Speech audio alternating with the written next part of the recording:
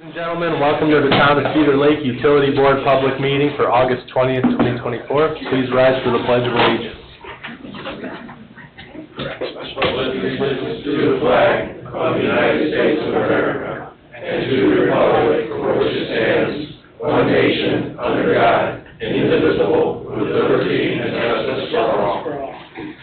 Thank you. Meeting's called to order at 6:42 p.m. Roll call, please. Robert Carnahan. Here.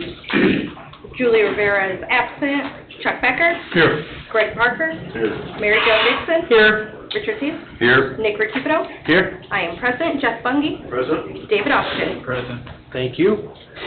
New business number 1, approval of minutes from June 18th, 2024 and July 16th, 2024. Do we have a motion to accept and waive the reading of the minutes? So moved. Do we have a second? I'll second it. Okay, motion made by Mr. Carnahan, seconded by Mr. Becker to accept and waive the reading of the minutes. Any discussion? Roll call, please. Robert Carnahan. Yes. Chuck Becker. Yes. Greg Parker. Yes. Mary Jo Dixon. Yes. Richard Thies. Yes. Nick Recupero. Yes, motion carries 6-0. Number 2, approve purchases of Xylem equipment for lift station number 12 in the amount of $16,887 and $1,499.90. Mr. Kubiak? This is what we discussed at the last meeting. It's 2 new pumps for lift station 12 over on 126th in August, over at the bottom of the hill there in August Oak subdivision. The 16,887 is for the 2 pumps, and the 1499 is for the base of one of the pumps. That stuff has come in, and it just came in Monday, so they started working on getting them pumps installed today. So Okay. we should be back up and running here hopefully tomorrow or the next day. Okay. Very good, thank you. Do we have a motion on this item? Make a motion. Go ahead. Okay, make a motion to purchase the supplies needed, or the equipment needed for lift station number 12. So the amount of $16,887 and $1,499.90. Second by Mr. Becker, did I hear? Yes. Okay. Motion made by Ms. Dixon, seconded by Mr. Becker to approve the purchase of Xylem equipment for lift station number 12 in the amount of $16,887 and $1,499.90 for the base of the pump. Any discussion? Roll call, please. Robert Carnahan. Yes. Chuck Becker. Yes. Greg Parker. Yes. Mary Jo Dixon. Yes. Richard Thies. Yes. Nick Recupero. Yes, motion carries 6-0. Number 3, approve purchase of truck for Public Works. This request is to purchase a GMC truck. Tim, you want to take this one? Yeah, this was actually a truck for the sewer department, Okay. a 3/4 ton GMC 4-wheel drive pickup truck. I know I got a couple calls from a couple of you guys asking why a 3/4 ton or why, not a half-ton truck or a smaller vehicle, but essentially we have the Boss snow plows on all of these trucks, so these are our subdivision, our go-to vehicles for plowing. I mean, we're limited to our number of big trucks. We're trying to kind of use these smaller vehicles to do the neighborhoods and plow as much as we can, as fast as we can. They also, those guys in the sewer department, I mean, they have the crane truck, the camera truck. This is, something to plow and then also tow the generators. And I got a question. Does that include the truck that Tony Gatto drives, that 3/4 ton truck? Does that plow snow too? yes, sir, both of those, both building department trucks do. And at the time of purchasing them, they were like less than 10,000 difference for the half-ton to the 3/4 ton, and then that puts every one of our trucks all have the same Boss plow attachment, and we have plows. I get all that for plow trucks. What I struggle with is every time I see that truck out on the street, it gets drove pretty much every day. It's a 3/4 ton truck, gets about 9 miles to the gallon. I know because I got the same truck. Right, they get about 9-10 miles. It's not, to me, that's just not efficient to be using that for the building department and inspections. I get it, for plowing snow, it's perfect for plowing snow. Right, and I guess the difference, I know it's a little bit more money in gas, but the longevity and the cost of that vehicle, those trucks that we have for Public Works are 2007 and 2008, and they're still going. I mean, we're still using them, so that $8,000, you think you paid extra for that truck at purchase or whatever, and we're, you know, the other stuff just doesn't last, it's disposable, you know what I mean? You got a weaker, a crappier vehicle, which I don't think, at the end of the day, I think that, I know the gas, I get it, you know what I mean, but I don't think that it outweighs the longevity of the vehicle at all. You know, you get one of these little, like these little Jeep Compasses or these little things to drive around, I mean, in 5 years, I think it's done. You know, it doesn't have any, and then you throw it in the garbage, so. I guess it depends on the cost of fuel, whether it makes sense or not. It's just, in my mind, I struggle Yeah. with that. And I know we have, I mean, I guess I never really looked at the building guys, I mean, I use I use approximately 30, you know, just under 30 gallons of gas every 10 days or so, you know, it lasts more than a week. I don't really notice an excessive crazy, but you're right though, it's only getting, you know, 10, 11 miles to the gallon, but I don't know that we drive that many miles that it, you know what I mean, that it justifies it. If you had something that got, you know, 16 miles to the gallon, you're not, you know what I mean, it's not that big of a difference, I don't believe, but. What is the price? I see different prices on here. Well, we priced a Ford extended cab four-wheel drive truck, and then also a GMC extended cab truck with the Sourcewell pricing, and the GMC was like $4,000 less, I think, than the Ford was. Well, there's two different prices on these GMs on these sheets I have. What is the price? Yeah. I thought it was like. One had an off-road package and the other one didn't. 20,000 pickup GMC. Yeah, obviously the cheaper one, that was what they had available, those two trucks. So the, See the price? 53,830? 49,991, I think. That's what I'm reading. Yeah. Yeah, the price that's on the paper was the regular price, the other prices. So the price is $49,991 plus the $245 dock fee? Yeah. Which I called Tim when he was mentioning about the truck, and I was figuring it was gonna be similar to what they had with the work bed on it. And then Tim described, you know, that no, they didn't need that bed, which a truck like that's $70,000 plus. Yeah. And we started out wanting another utility bed truck until we found out the difference of cost, and then, not like I said, we do have the new crane truck, which is $160,000, so that truck is in the shop with the tools in it, so if they can, they'll have this truck at home and they go to do their resetting the pumps or doing what they need to do, and if they need to pull a pump or need to go further, then they go back to the shop, get the crane truck, take it out, and, you know, they do what they gotta do, but they can have their basic electric tools, and again, I just feel that the extra dollar for the versatility of that vehicle and the lifespan of it is worth having, you know what I mean? We have the truck that this is replacing has a plow that will be able to we'll probably have to get a different mount from the front of it, we'll be able to we're still using those Boss plows from 2007, believe it or not.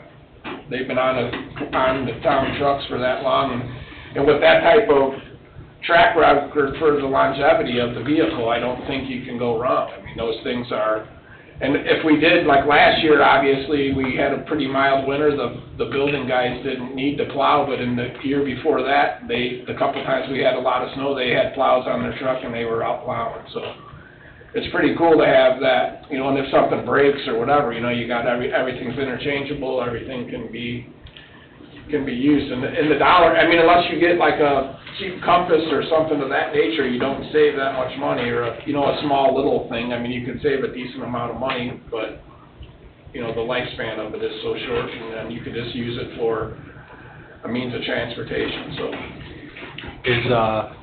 We budgeted for this expenditure, or is this something that's coming out of, This is something that's just come up, so it'll come out of your capital fund.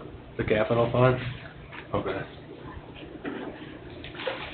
All right, I'll go ahead and make a motion to approve the purchase of truck for Public Works, 2024 GMC truck at a cost of $50,236. Okay, that's including the dock fee then, Bob? Yeah. Okay. And this is for our sewer department, this is, just to be clear, it says on the agenda for Public Works, but this is actually a sewer I correct that department for truck. sewer. So. Thank you, Bob. I'll second. What was that figure again? 50,236? Thank you, Bob. So we have a motion made by Mr. Carnahan, seconded by Mr. Teal, to approve the purchase of a sewer department truck, a 2024 GMC 2500. Is it sewer and water and sewer? This is sewer. Tim's saying it's just sewer. A Is it, 50/50 truck was purchased just a couple of years ago. it's just for sewer?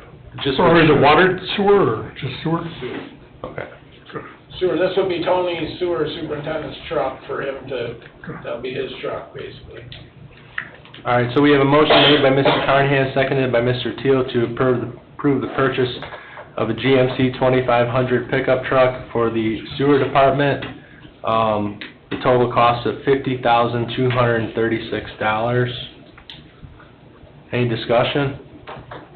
Roll call, please. Robert Carnahan? Yes. Chuck Becker? Yes. Greg Parker? Yes. Mary Jo Dixon? Yes. Richard Thiel? Yes. Nick Recupero? Yes, motion carries 6-0. Number 4, current water capacity needs planning discussion.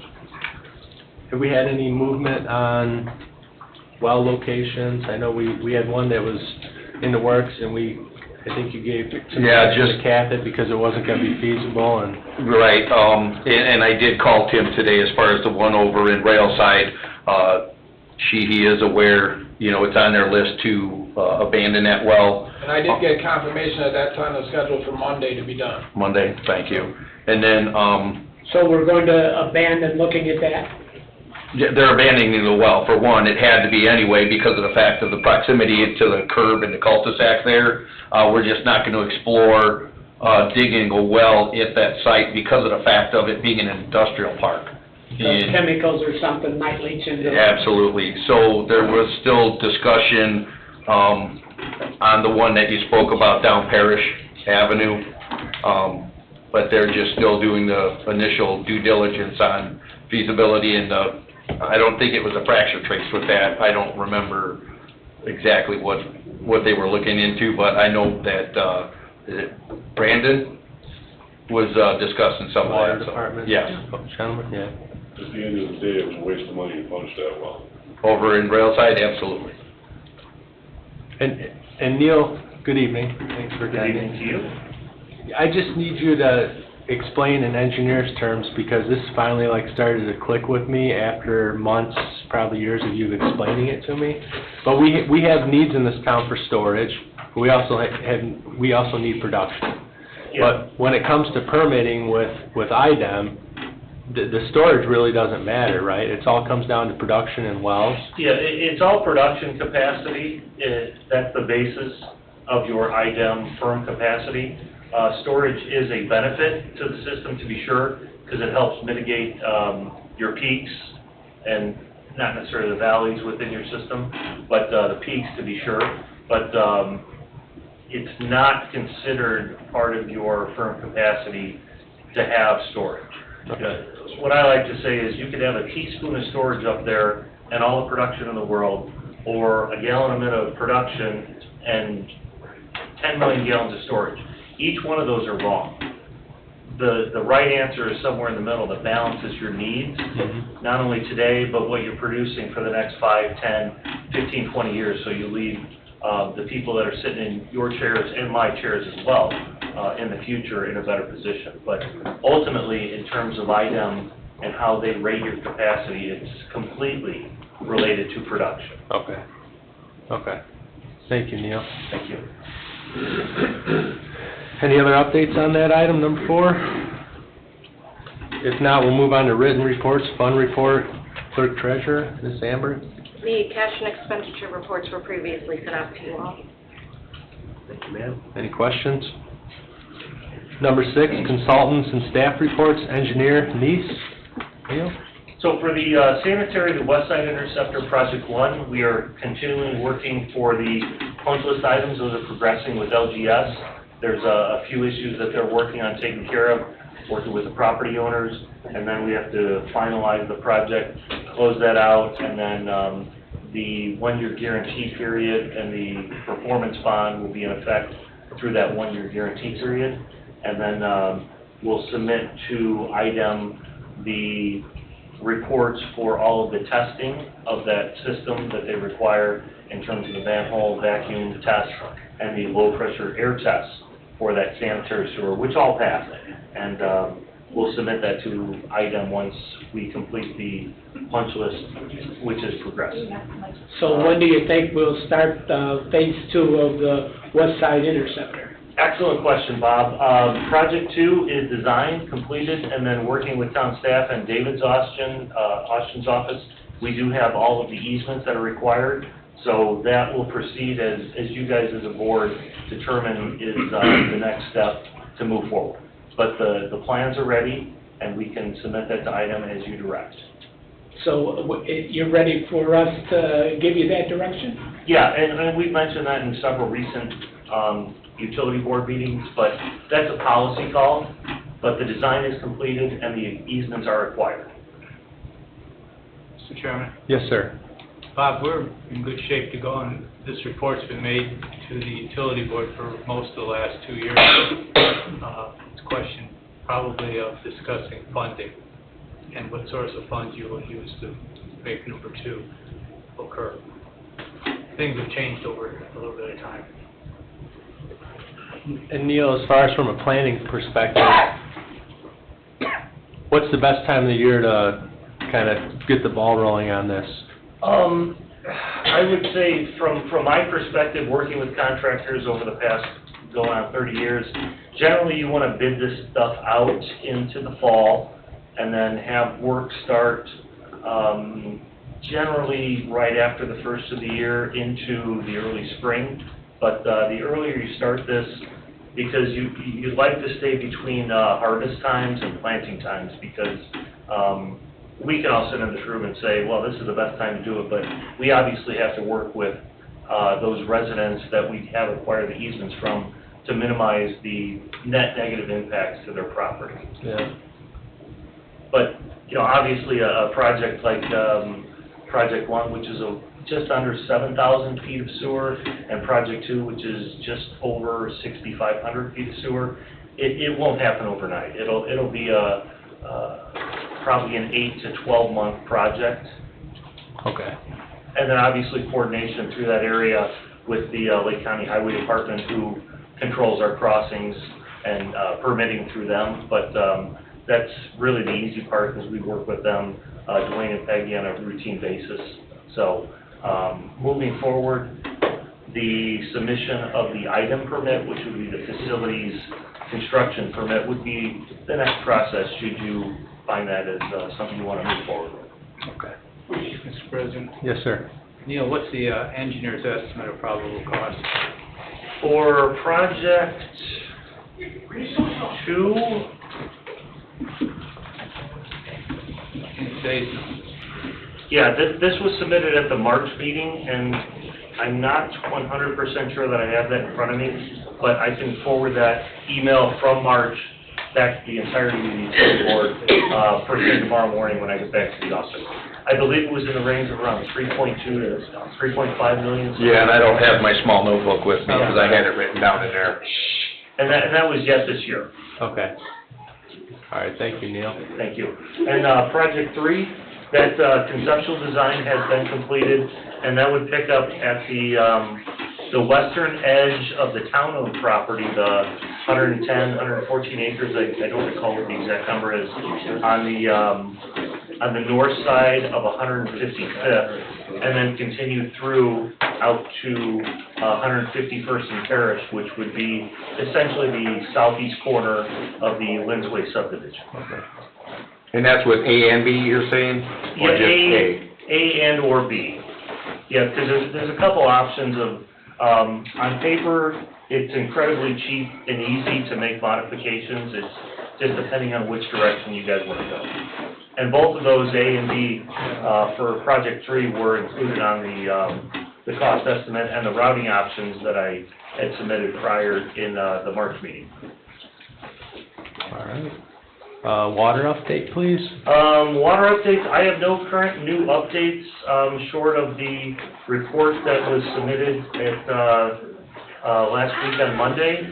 So if you guys have any questions on that, I'd be more than willing to answer them, but, it is very clear that production is the main limitation within either system. And from what I understand, there's been some, well tests on the, Robin's Nest system that seem to be productive. I would recommend you consider moving forward with those as your well driller and engineer who's working on that project would recommend. And on the west side as well, I would highly recommend considering the additional production, fracture trace analysis, and then consideration for storage as part of the initial part, which would be the production capacity on that west side system, which was covered in the prior PERs and updates and reports to the utility board and council at that time. Very good. Any questions for Neil? No. All right, thank you, Neil. Thank you. B, Director of Operations, Mr. Kubiak.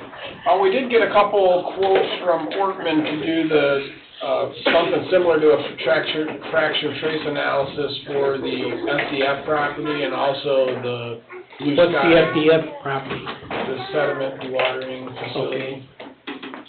So down there on Parish, and for that piece of property, and also for the property 114 acres. on the corner of Parish and 141st, and this is like from Ortman well drilling, they do they put a grid of electrical currents down in the ground and somehow determine the best place in the rock formations for water, and it's supposed to be more accurate and pinpoint the larger quantities of water on the parcel.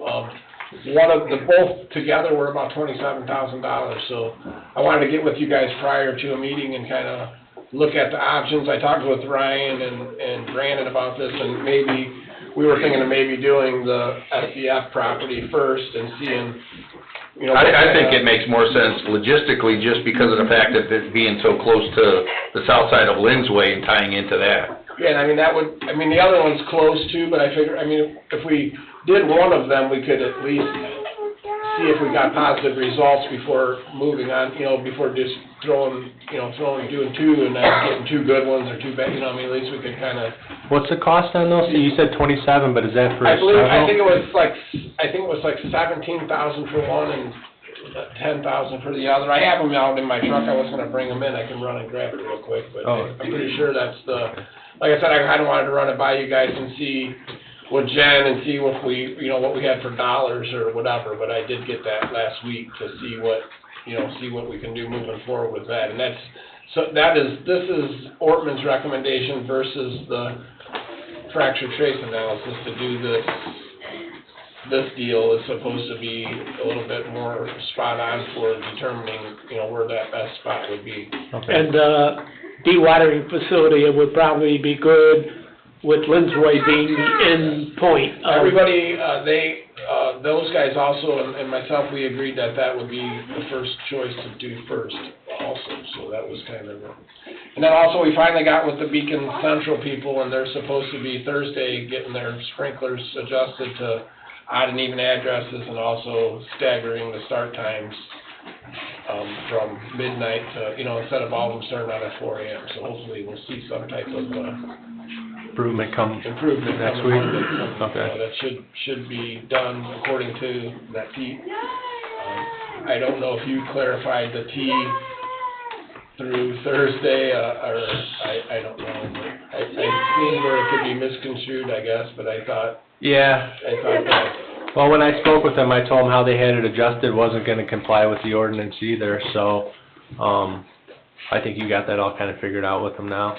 Yeah, it seems like it's all on board. I think they seemed like they were on board. He said the guy was gonna be out Thursday, so I'm gonna be out there Thursday making sure that the rainmaker dude has got it down, and just to go that extra step to not say, I wish I would've talked to the guy, so I'm gonna go out there and just catch up with them and make sure that the dude that's actually doing the programming is on track with, because I talked to 3 different people there, and it was a bit cumbersome, I guess. But the pressure continues to drop on Mondays.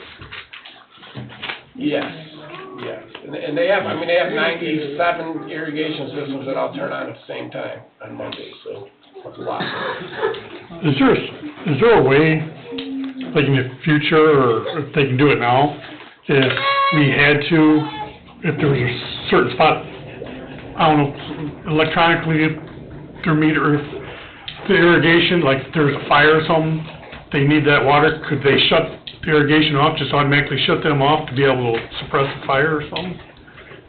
Is there any kind of valves or anything like that, electronic valves or something like that? No, I mean, the key is gonna be just like, you know, like what Neil talked about, I mean, another production and storage. I mean, we need to be, obviously, this is going to hopefully help in the short-term period, but obviously, we need to be planning for more storage and more water, you know, I mean, this is something that, you know, we need to be able to provide to the customers. I think that the money spent on something that what you're talking about would be much wiser used in another water tower or ground storage or a well or, you know, whatever, just to actually have more product on standby. So hopefully, I mean, I think that this is going to make a huge difference when you think of the numbers and you think about, you know, 800 or 95 one-inch lines all turning on at 4 a.m. That's a lot of water. That's like opening. That's like Todd putting 2 fire hoses on, just cranking them on full blast. So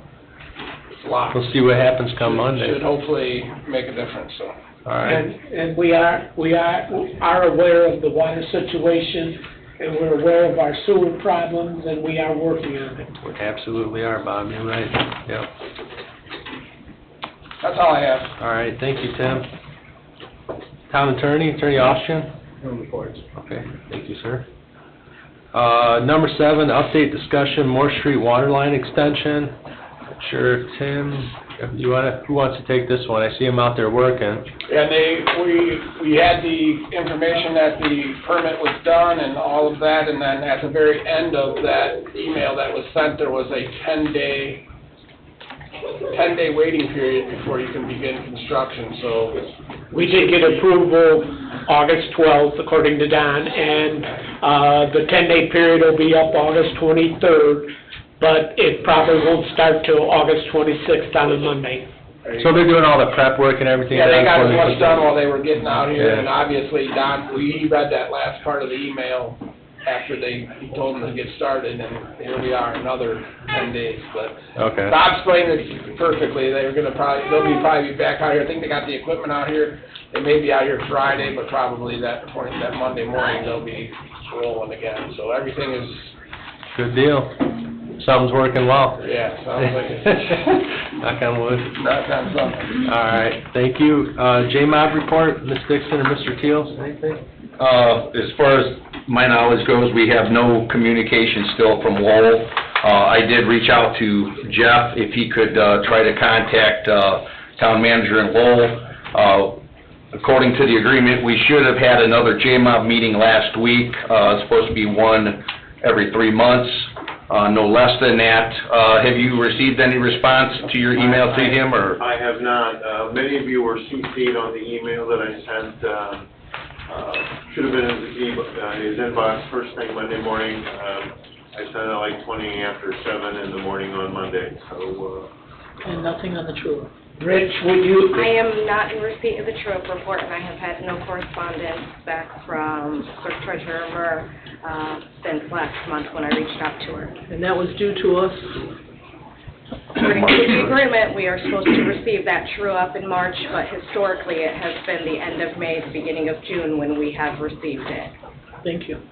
Rich, could you kind of explain what the JMOB is meeting, so the people in the audience probably don't understand? So JMOB is the Joint Management Oversight Board, an agreement between Lowell and Cedar Lake for the wastewater treatment facility.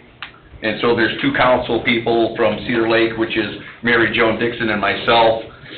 Lowell has 2 councils, and then of course our engineers and our town managers. Well, not necessarily the engineers, but yeah. All right. Thank you. Thank you all. Okay, we'll move on to... Mr. President? Yes, sir. We send a check to Lowell every month. Yes, we do. $75,000, We technically send two checks to Lowell. The first check is the $75,000, based upon the estimated O&M charges, and then the second check is related to the outstanding, debt service. I believe there is an outstanding 2011 and 2016 refunding. Both of those together are in the 42,000 ballpark, give or take. Sorry, I don't have that memorized, but you are paying them on a monthly basis. Are we current? And the true up is, One second, Bob, I apologize. David asked Jennifer if we're current. Yes. And when do we make that payment? I How are make, those payments? so those payments are made, you know, it depends on the timing. Last year, I would get those invoices from the town of Lowell at the beginning of the month, and then we process it usually on our first docket. But like the August bills, I just received them late last week, so they did that. I don't believe they made this docket, so they'll be on the next one. I guess for the council, among other things, we want to give some thought to payment practices.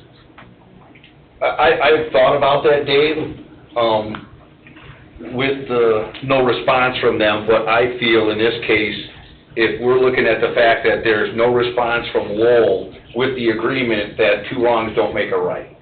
There's nothing to do with that. It has to do with strategy and...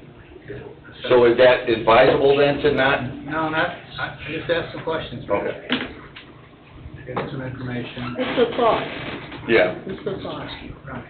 Take it under advisement? Of course. Okay. This is not an easy roller coaster. Yeah. all right, Thank you, Dave. the true up is the amount of money that we have to pay Lowell for our overuse of 50%, correct? But technically, it's all of your charges, because we're paying them on a monthly basis. We're paying them the for $75,000. operations and maintenance, but we are also a partner with them when it comes to capital improvements, debt service, and then there's also a third calculation based upon flow percentages, and it gets fun, which is why we rely on the true-up report to make sure that everything was calculated accurately. But here we are, August 20th, and I do not have the 2023 report yet. And we just got the July report from Lowell, and it looked like we used about 53%, and Lowell used about 47%, so we seem to always use more than Lowell each month. Yep. Especially when it's Historically, yes. Yeah. There have been swings. Capital projects. Very few. Okay, we'll move on to public comment for the utility board. Anyone here for public comment for the utility board? There is one hand raised online. Okay. Whoever's online, you feel free to speak. Just state your name and address for the record, please. Jennifer Brunski, 14617 Lane Street, Cedar Lake, Indiana. Okay. Good evening. Good evening. It's going to be kind of long. I have some notes, but I'm going to try to stay organized here. We did open up a discussion on production and storage of water, and I mean, it has been a great concern of just myself personally as a resident, so I reached out to the IDEM. Indiana Department of Environmental Management. Yes, and I asked them several questions, if they have been communicating with the town of Cedar Lake about just any concerns in regards to our growth and maybe the possible scarcity or the aquifer. And I did get a response back from Liz Melvin, and she said that they have been communicating with the town of Cedar Lake regarding their growth. They said that they sent a letter expressing their concern. Did you receive that letter? From Liz Melvin with IDEM? Yes, we did receive a letter August 8th. August 8th. I'm sorry, Dave? It's not Liz Melvin. Oh, okay. Liz was on the letter, but it was, actually, I might have the letter here. I've got it if you don't. And actually, this is one point I copied in this email. I think the email came from Liz. Matt Prater, branch chief, ma'am, is who I received it from. In regards to the water. They're asking for a meeting. It hasn't been scheduled yet. No, ma'am, I apologize, go ahead. So you are working to set a meeting to sit down and talk with them? Yes, ma'am. Yeah, they have some concerns about our capacity and what we can't serve in this community, and namely things that have been approved since 2020, I think. Things that have been approved and NOIs that were signed where they feel like we can't meet those obligations to those individuals. So it's not the best letter I've ever seen. Well, I mean, I'm glad that you received it. I guess the fact that they've been saying that they've been communicating with the town for a while regarding their concerns, and I guess we're moving in the right direction. I guess the other question I had, since you brought up the fact about where are we at with the water tower? Is it the Crystal Oaks Water Tower? I don't know the proper name of that. Neil with Nice can give you an update on that, ma'am. Yeah, that tower is tested, it's been approved, and from what I understand, the engineer you have working with your town staff on the upgrades to Robin's Nest, which were previously recommended, are upcoming to be online by early September, but the tower is completed, punchless side must remain, but it is operational, and it can be made operational once those improvements are completed. Okay. So my other question is, you touched upon the issues with kind of seesawing, a sprinkler ordinance, or possibly a ban. If I keep hearing and listening, you know, that the town doesn't think that there's water issues, but if there isn't water issues, but there's a possible sprinkler ban or ordinance, I mean, I'm confused. Well, I don't know. I don't think it's fair to say that this council doesn't think there's a water issue, because we instituted a developmental moratorium after the first of the year, so we didn't approve any more large-scale projects because of what we didn't know, and it sounded like a better idea every day, unfortunately, especially when we received these letters. So we're actively working on securing locations for production and storage as well, because we have determined, we agree we do have a problem. And it's basically on the west side, correct? It's on both sides. Yeah, but more so on the west. This has been common knowledge since 2017. So that we were gonna get to a point where we got close. The can just got kicked down the road for other projects that were more important and more popular in people's eyes. And I'm not blaming the last council. I'm just stating a fact, because I was here during that time, and I was privy to the discussions that were being had about water and sewer. So this is nothing new, it's no surprise. Bob, you were there too. Yeah, but a lot of this stuff wasn't told to me. Well, the fact is, it's been going on for a long time. I do have some other questions. In their letter, they said that there are a couple wells that will provide additional supply. My question is, you did touch a little bit, where are we at with tapping those wells? And I guess the greater concern is, say, I don't know what was called the well over by the lighthouse, but you tap into that well, isn't there going to be impact to the surrounding homes who have shallower wells, existing wells? And what are the long-term, what are we looking at if the water is depleted to, private homeowners that are not on a community well, that don't have the infrastructure? That's a valid concern. I'm sure you probably know that we've had a lot of wells, domestic wells they call them, private wells, go dry in this town. I think that That's part of what they're looking at. They're looking at it. They're monitoring Cedar Lake for some of these issues to kind of come up with a root cause, but I don't disagree with you, ma'am. They also talked about that there are rules allowing connection bans, and they said, as of yet, the town is not there. Are you aware of what the connection bans are? And at what percentage are we at a connection ban where it becomes an issue to the IDEM? 90%. You said you wouldn't answer that? I'm sorry? Wasn't sure. I'm trying to go through these notes. All I have to work off of, ma'am, is this letter from Indiana Department of Environmental Management, but it mentions that,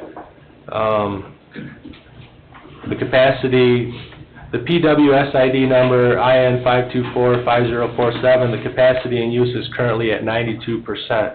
I guess I have to ask Neil, is that for a particular side of the lake? I believe that's for the west side. Okay. In my most recent letter, that was calculated at 83%. Okay. But the entirety of that higher usage is based off irrigation / sprinkling. Okay. Under normal conditions, you're at about 500,000 gallons a day, which is well within probably about 30% of what your production capacity is. Okay. All right. On the east side, where you have the majority between Crystal Oaks and Robin's Nest, where you don't have the amount of irrigation and sprinkling, your difference between normal usage and your high usage is minimal versus a factor of 3 on the west side. Wow. Okay. I'm not sure if that answers your question, ma'am, or if I need to dig a little bit deeper. It doesn't, but I guess I want to ask these questions so they get out there. I want to make sure that, and I know that all of you are working very hard, you know, and you've inherited, you know, a situation here. I think the other bigger question is when I reached out to the IDEM, it was really about the sewer and sanitary issues and our relationship with Lowell. And when I listened to this meeting that you have, and that there's this continuation of no communication from Lowell, that we're compliant, they're not compliant, we still don't have the true-up. And if I remember correctly, there's an expansion project that's been discussed at a very hefty price tag. How can we as a town, you know, we have a moratorium in place. Lowell is gangbusters on building.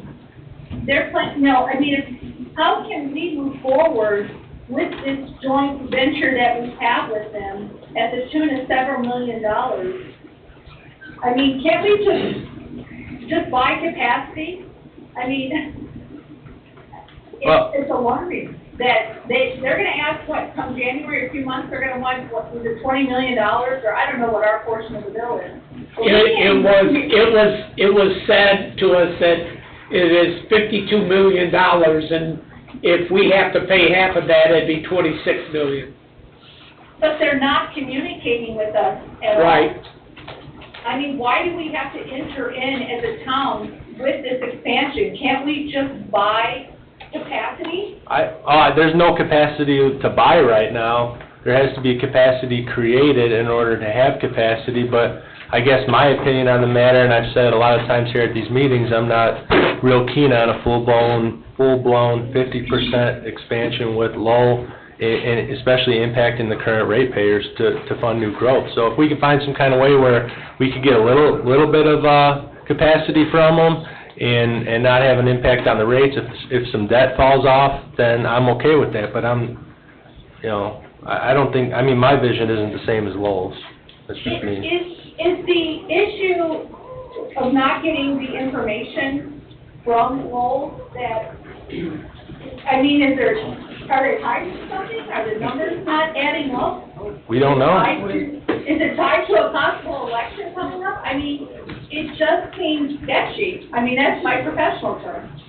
Rich, you could probably answer that we've turned that letter in and have got no response to our questions. That's correct. And we can only guess why. Well, I'm glad that we're talking about this, that you're aware of it. I have an existing well, a shallow well, and I'm grateful that the ordinance, you know, that the moratorium on not building right now, but, you know, it's still pretty terrifying to be having new development go in and new wells, high water usage wells are gonna be tapped. I do not know how they are not going to affect us. And at this point, we're not 100% certain either, but there are several steps and hurdles that have to be overcome before those production wells come into service with, as Neil mentioned, fracture trace analysis, test wells, stuff of that nature, before we actually go out, move on with a full-scale production well. And IDEM will have to approve those, correct? Yeah. And I will wrap it up with one more comment. The IDEM was very clear that their communication regarding the capacity issues is with Lowell specifically. And I can share this email with any of you all there.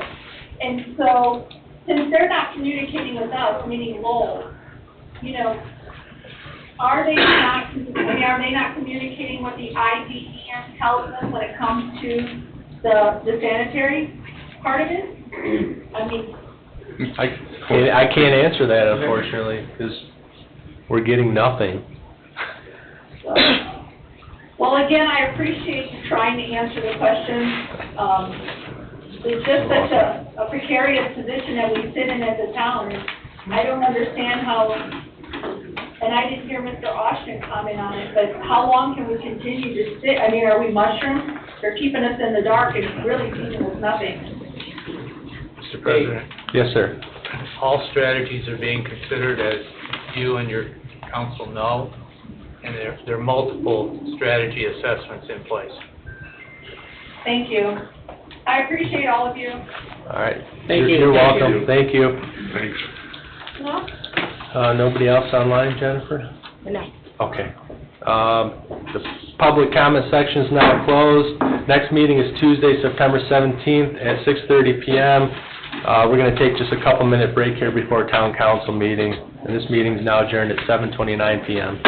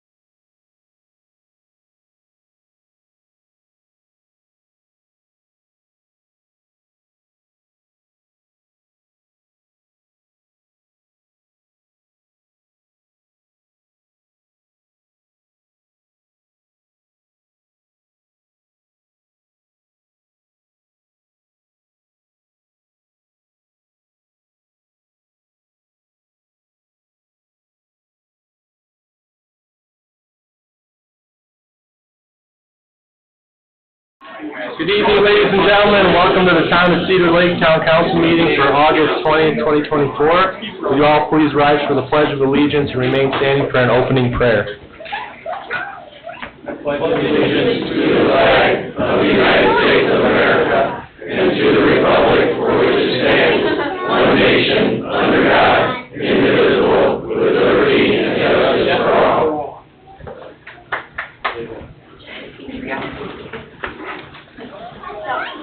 If I may first, congratulations to the Hanover Trap team. It's quite an accomplishment.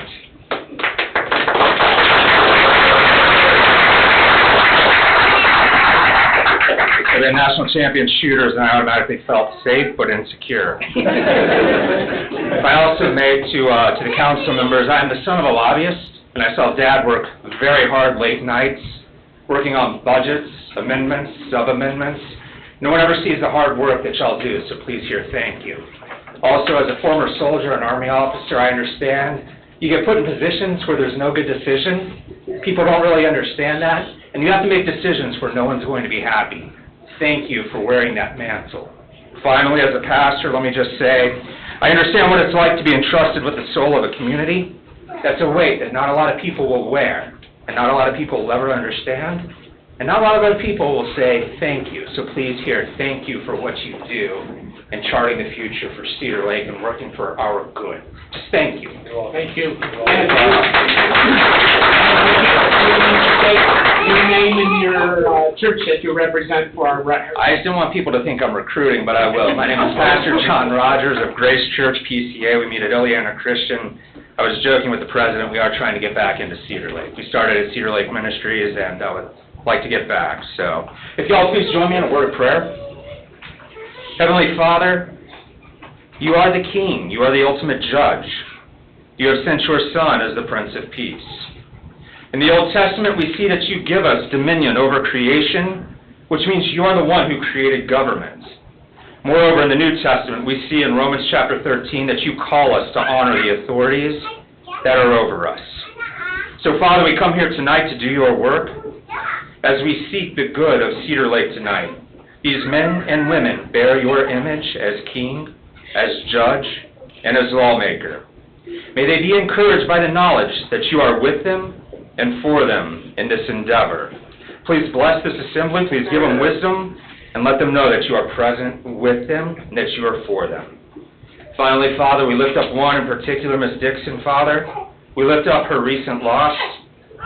Father, we ask that you be with her in the grief and the pain, that you bring comfort to her and her family, and Father, that she would take comfort in the knowledge that you are a Father who knows what it is like to lose a son as you lost your son on the cross. You are present with us as a Father who gets it and who understands. Father, we lift up all the men and women assembled here tonight for the good of Cedar Lake and for your glory. We ask this in your Son's great name. Amen? Amen. Thank you. Thank you. Thank you. Please be seated. Thank you, John.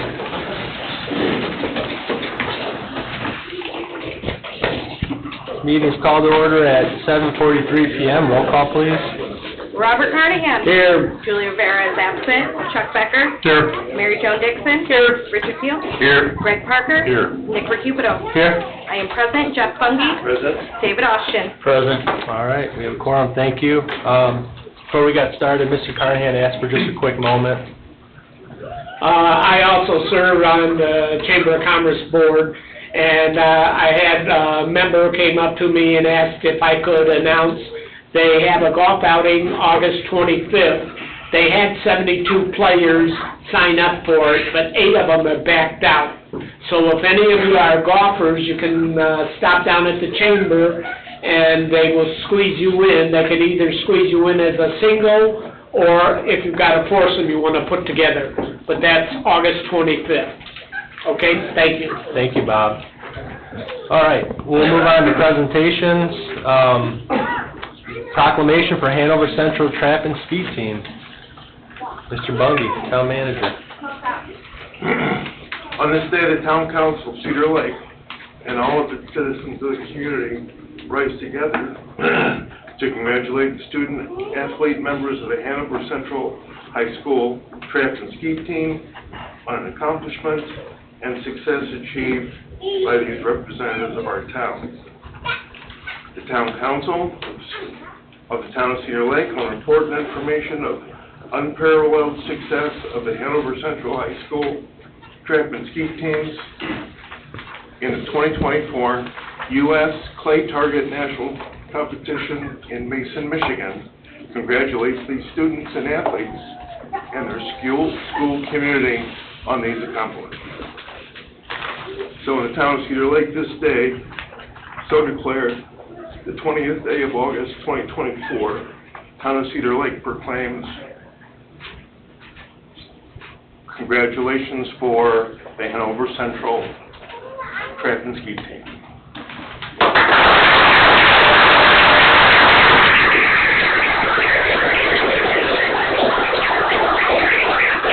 Signed by all the town council members. Yeah, I'm sorry, go ahead, Jeff. I was just going to have, if all of these young men and women would come forward to be recognized. Kids, stand up and go up front, please. If somebody can hold the proclamation.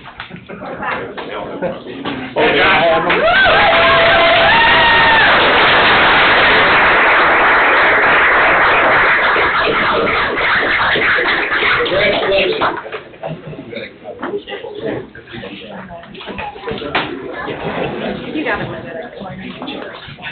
Active team captains share the responsibility of holding the proclamation, please. Thank you, Gabby. Brian, slide over to the other side of it. Go to the other side of the stage. They're all good. Oh, they're all good. Never mind. Sorry.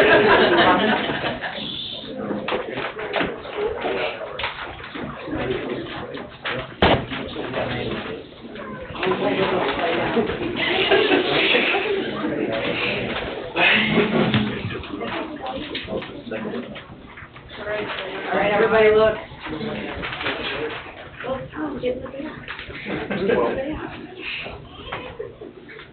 You have the board behind them? We can get behind them if you want.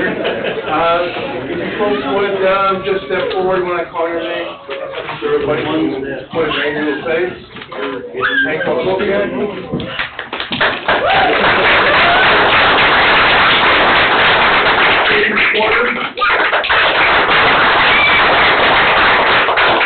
Letterman Porter. Danny Villarreal. Ryan Farmer. Brent Salisbury. Sanders. Sosong. Osman. Sharon Zavalantis.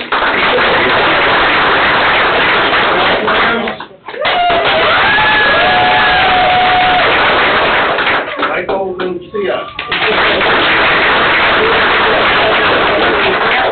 Gabby, And qualifying member Gabby Herron.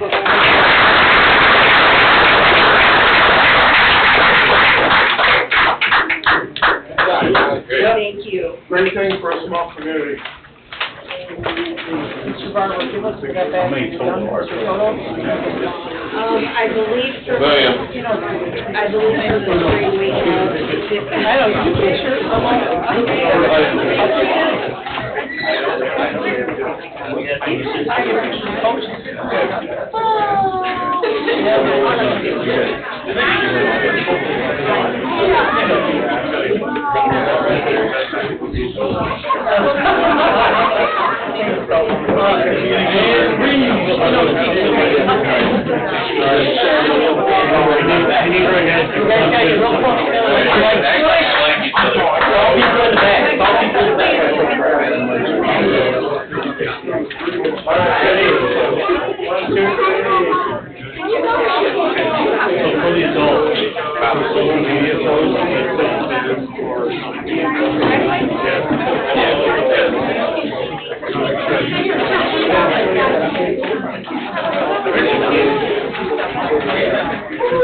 Great job, guys, great job.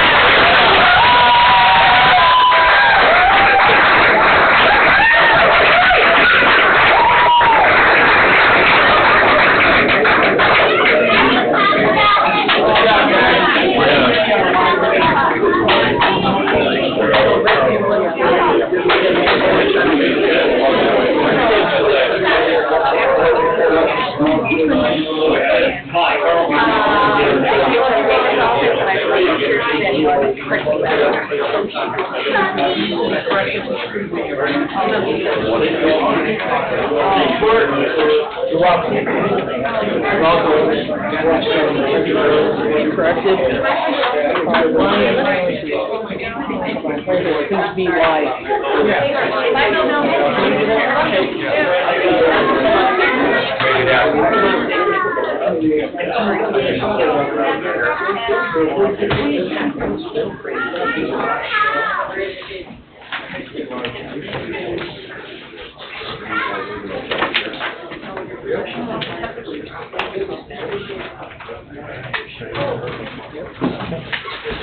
Okay, we have the next presentation, special presentation, the Cedar Lake Police Department and Cedar Lake Fire Department from Logan's Love / Ben's Blue Bags. We have a representative here? Yeah. Okay, hello.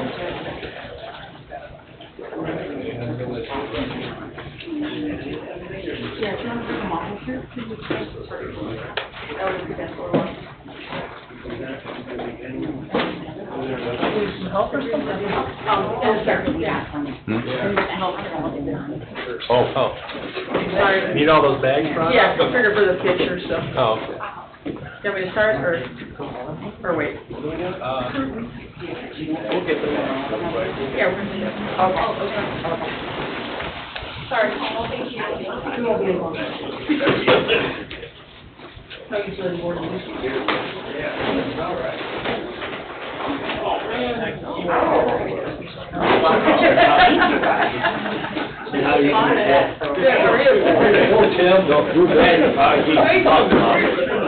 Where? Yeah, what is that?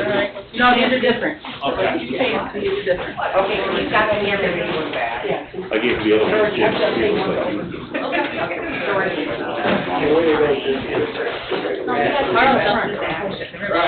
Hands up front. Everybody else,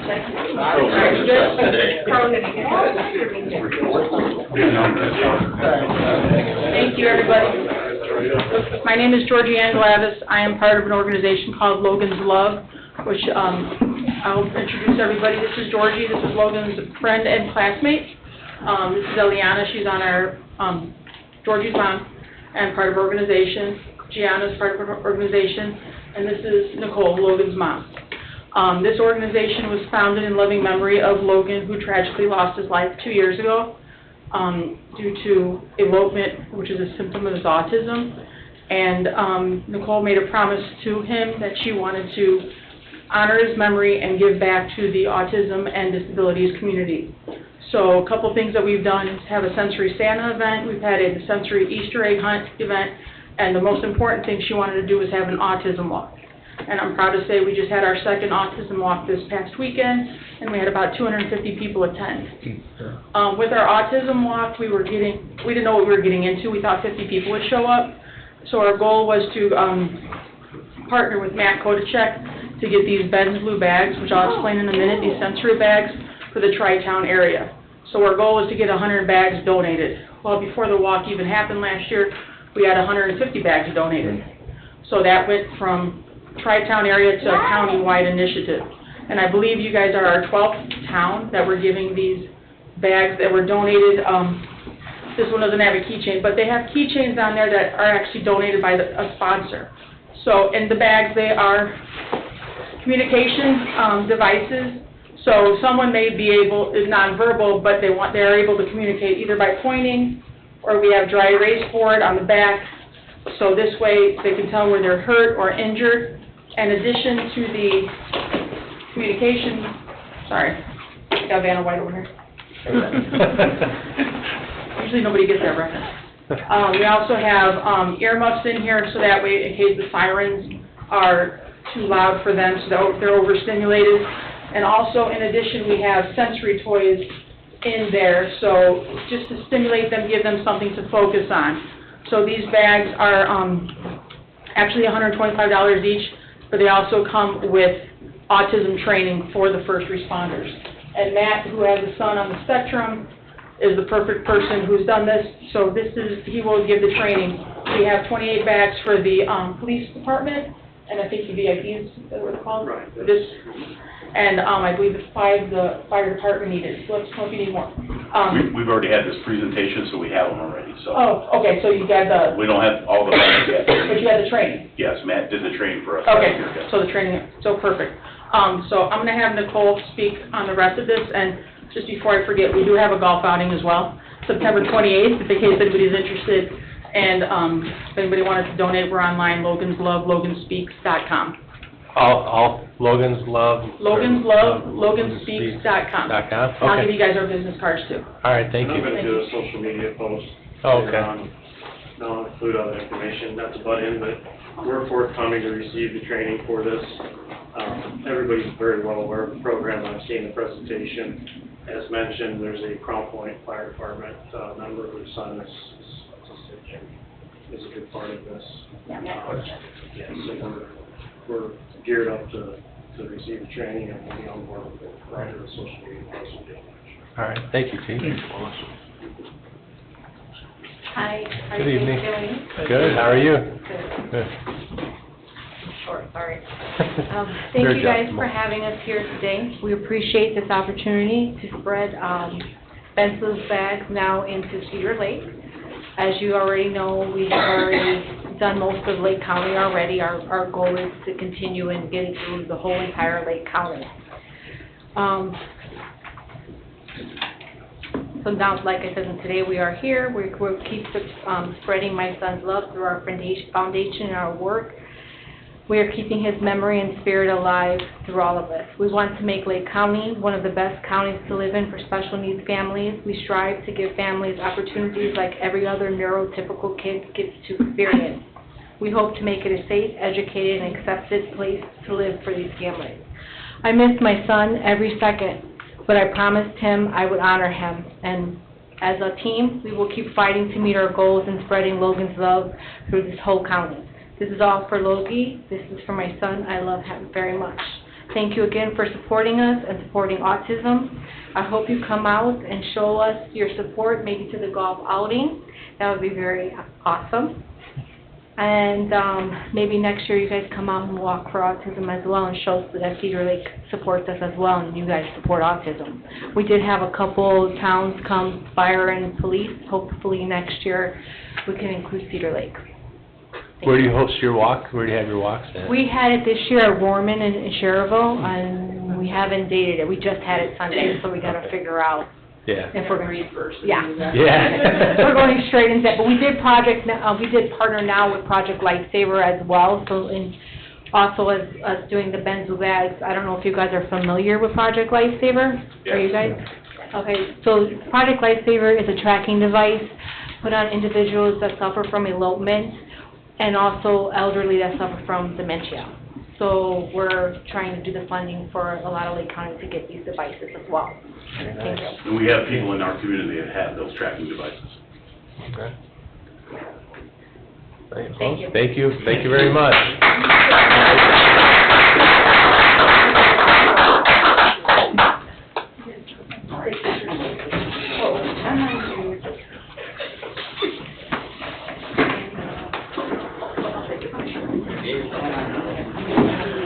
Oh, yeah, that's right.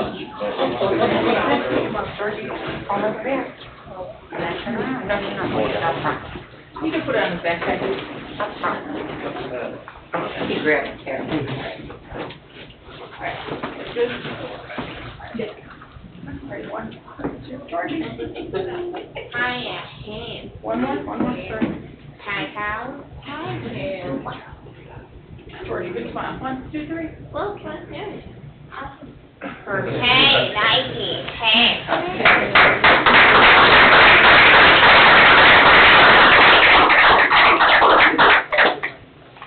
Thank you.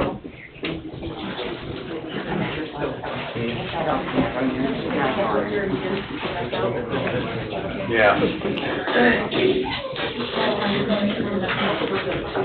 Let me have one other one split up in the, Where do you guys want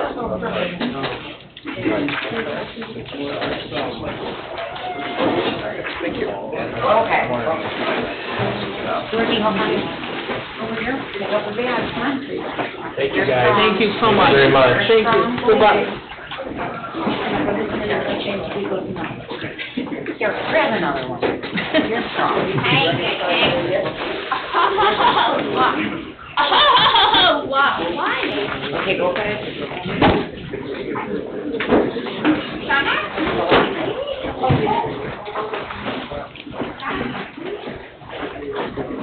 Are you hungry?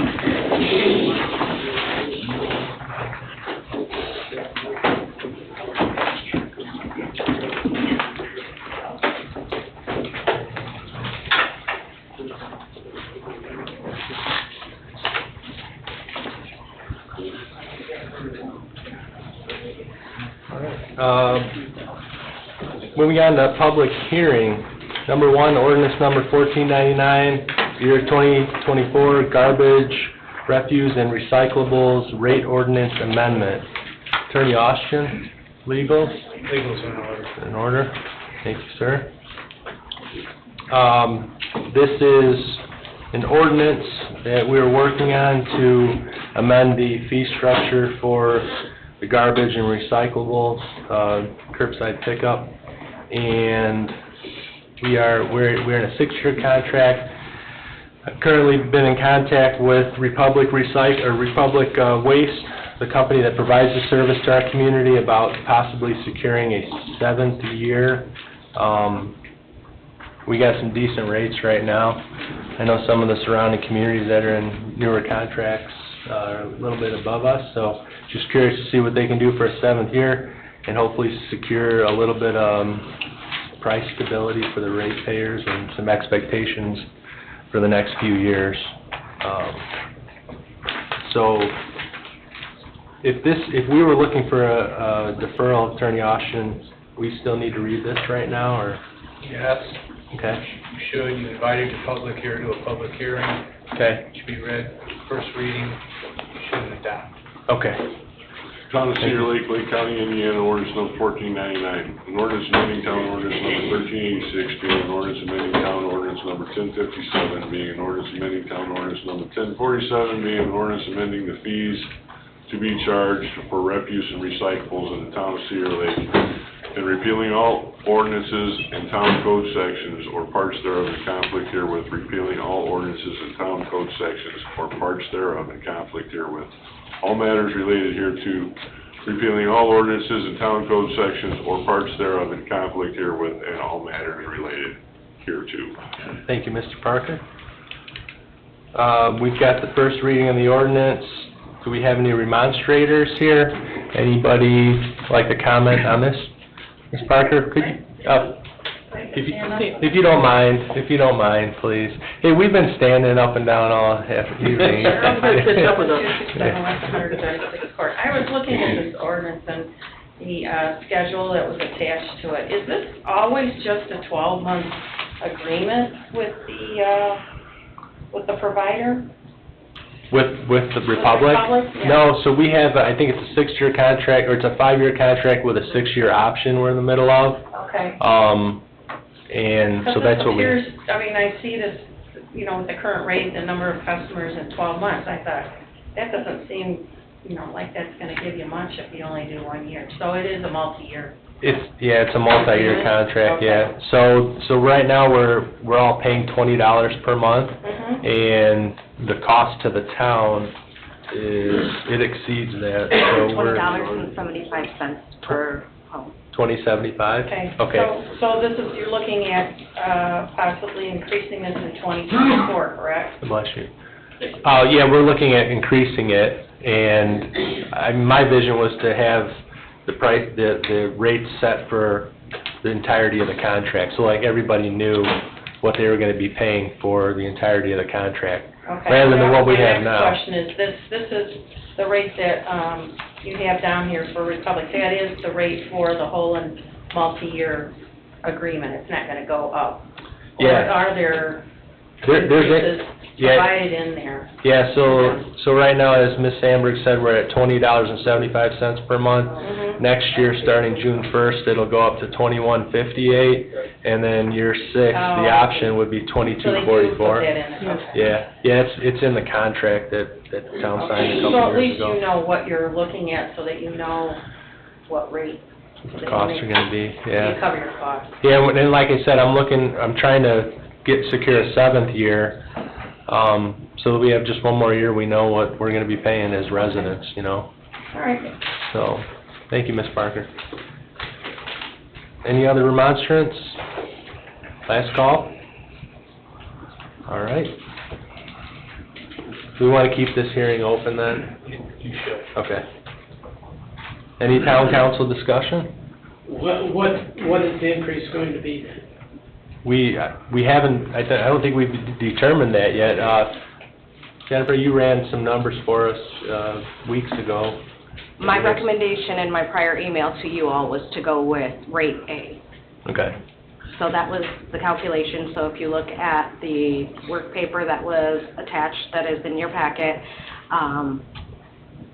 if things had aligned, if this does get approved and moves forward, for the remainder of '24 through May 31st of '25, that's $21.36. And then June 1, '25 through May 31, '26 would be $22.21. And then June 1, '26 through May 31, 2027 would be $23.10. And if there is an additional year put onto that, then we will have to amend our analysis and see what that shakes out to. Thank you. Welcome. Any other discussion? Mr. President, Yes, sir. council also has the opportunity at each end of your term of pricing to solicit bids and/or proposals from others. So you're not locked in for 6 years like a chain gang. Okay. There's flexibility in it for us to assess options and other pricing. Okay. Thank you very much. I'll make a motion to defer this public hearing to the next public meeting. Hey, do we have a second on the deferral? I'll second it. Check. Okay. We have a motion made by Mr. Parker, seconded by Mr. Becker to defer this item to our next town council meeting. Any discussion? Roll call, please. Robert Carnahan? Yes. Chuck Becker? Yes. Mary Jo Dixon? Yes. Richard Beal? Yes. Greg Parker? Yes. Nick Recupido? Yes, motion carries 6-0. Public comment on agenda items for town council?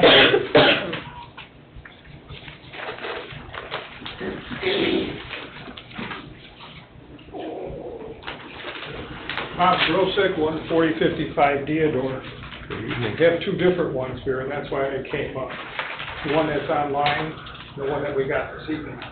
You're missing one line on the BZA plan? Yeah. I think I can, is that the one for Beacon Point East? Yes. So, yeah, I questioned that. That was just an error that was made on the agenda, because we had already approved the performance letter of credit extension, and then the plan commission filed the next night on July 17th. So that's already been done. But this also said due to expire October of 24, Yeah. it's actually September of 24. It is, it's September 30th. Okay, Yeah, I looked at that and I go, what's going on here? But, yeah. I just wanted to make sure what was going on with that. Yeah, that's still, that decision's been made. And as of yet, nothing has been started, just to keep you all abreast of what's going on. Okay. Okay, Thank you, Mr. Grosset. And they've got another week to do it, right? Start it? They told at the last meeting that it would take approximately 3 weeks to finish. I don't know, And they haven't started. not a thing. So, I could say they still have time, I don't know, that's on them. When I look, I don't know, what do you think? I'm not into that scheduling with the earth moving and all that They said 2 to stuff. 3 weeks, and I know it's at least 2 weeks ago, because that's the last time the board here met. So, maybe we can start soon. Stay tuned. We'll find out tomorrow. Yeah, thank you, Mr. Grosset. Okay, thanks Appreciate a lot, it. everyone. Yep. Anyone else here for public comment on agenda items only? All right, last call. Public comment on agenda items is now closed. We'll move on to the consent agenda. 1 minutes from July 16th, 2024. 2 claims, all town funds, $783,837.06.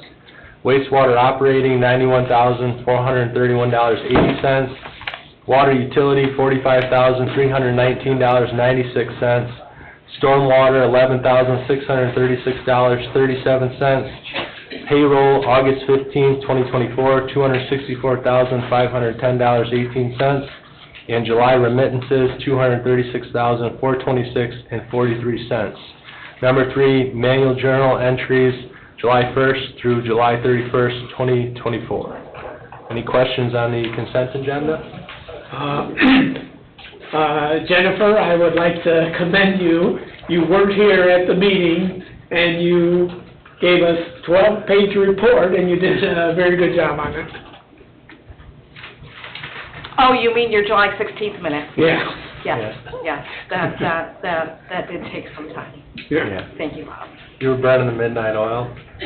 Sent it to you all at like, what, 9:56? Yeah. There was quite a bit of discussion at your July 16th meeting. Yeah, thank you, Jen. All right, if there's no more questions or discussion, is there a motion to approve the consent agenda? So moved.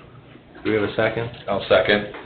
Motion made by Mr. Parker, seconded by Mr. Teal to approve the consent agenda. Any discussion?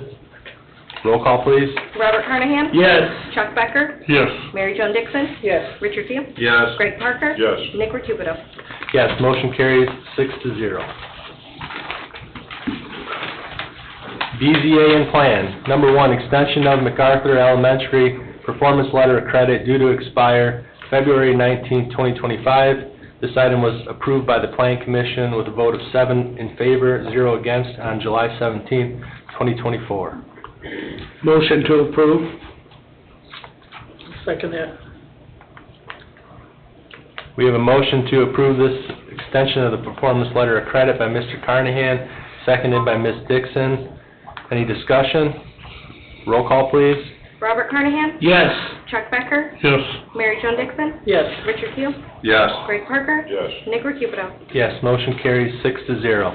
Number 2, extension of Rose Garden Estates Unit 3 performance letter of credit in the amount of $1,913,079.85 due to expire on February 22nd, 2025. This item was approved by the Plan Commission, 7 in favor, 0 against, on July 17, 2024. Is there a motion? So moved. Motion to approve, Bob? Yes. Okay. Do we have a second? I'll second it. Motion made by Mr. Carnahan, seconded by Mr. Parker to approve this extension of a performance letter of credit. Any discussion? Roll call, please, Jen. Robert Carnahan? Yes. Chuck Becker? Yes. Mary Jo Dixon? Yes. Richard Teal? Yes. Greg Parker? Yes. Nick Recupero? Yes, motion carries 6-0. I have to read this one. 1495.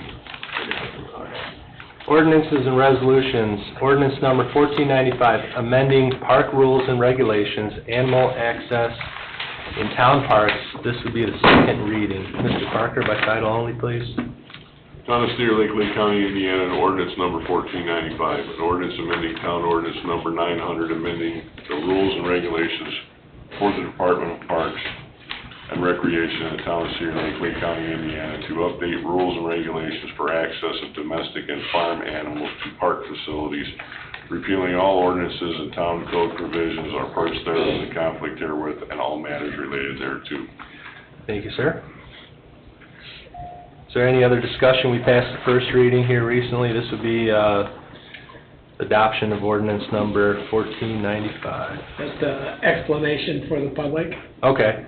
Yeah, so this was in the form of I think a resolution from the Parks Board, Mr. Austin? Park Board issued a resolution approval and recommendation to.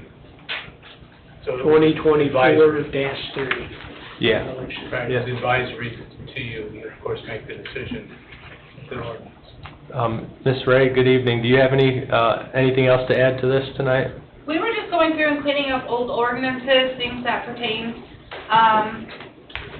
to today. And one of the things that we had come across was the beach rules, which identified that there was some confusion if dogs were allowed on the beach or not. So we went ahead and started cleaning up these ordinances relating to dogs and where they're permitted within the park system. And so it came, the Park Board recommended to you through resolution, and it's here for you guys to make a decision moving forward. Thank you. Any other discussion on this item? The only part I have a problem is you can't have, before, the dogs used to be on the sidelines for watching the soccer game or something like that, and, you know, that's where I have a problem. They can't, because I remember a lot of people used to bring their pets there. So, that was my problem. Is it something we've been having a problem with in the past? Typically in Parks and Rec, what we're trying to do is give a, what's good for all, not just for some approach. So there are children who have anxiety or allergies to pets. We want to be able to create those safe spaces for recreation opportunity without involving those things. So perhaps maybe a child had been bit by a dog before. It would give them anxiety. They could not perform on the soccer field in a recreation opportunity because of that. So just try, I mean, I'm a huge dog lover too, but we're just asking that they don't come to the practices or the games. So there have been problems in the past, yes. Okay. All right, thank you all for the discussion. Is there a motion on this item? I'll make a motion to approve. Adopt? Adopt, I'm sorry. Second reading. I'll second that. Okay, motion made by Ms. Dixon, seconded by Mr. Teal to adopt ordinance number 1495. Any discussion? Roll call, please. Robert Carnahan? Yes. Chuck Becker? No. Mary Jo Dixon? Yes. Richard Field? Yes. Greg Parker? No. Nick Recupero? Yes. Mandatory ordinance. 1500 by title, please, Mr. Parker. Town of Cedar Lake, County, Indiana, ordinance number 1500, an ordinance amending town ordinance numbers 1385 and 1427 pertaining to the establishment and implementation of rules and regulations for the municipal water utility of the town, amending certain rules and regulations for the municipality, repealing all ordinances and town code sections or portions thereof in conflict herewith and all matters related hereto. Thank you, sir. So the reason why we are proposing this tonight is because we've had a series of low-pressure alerts, alarms on the west side on Mondays.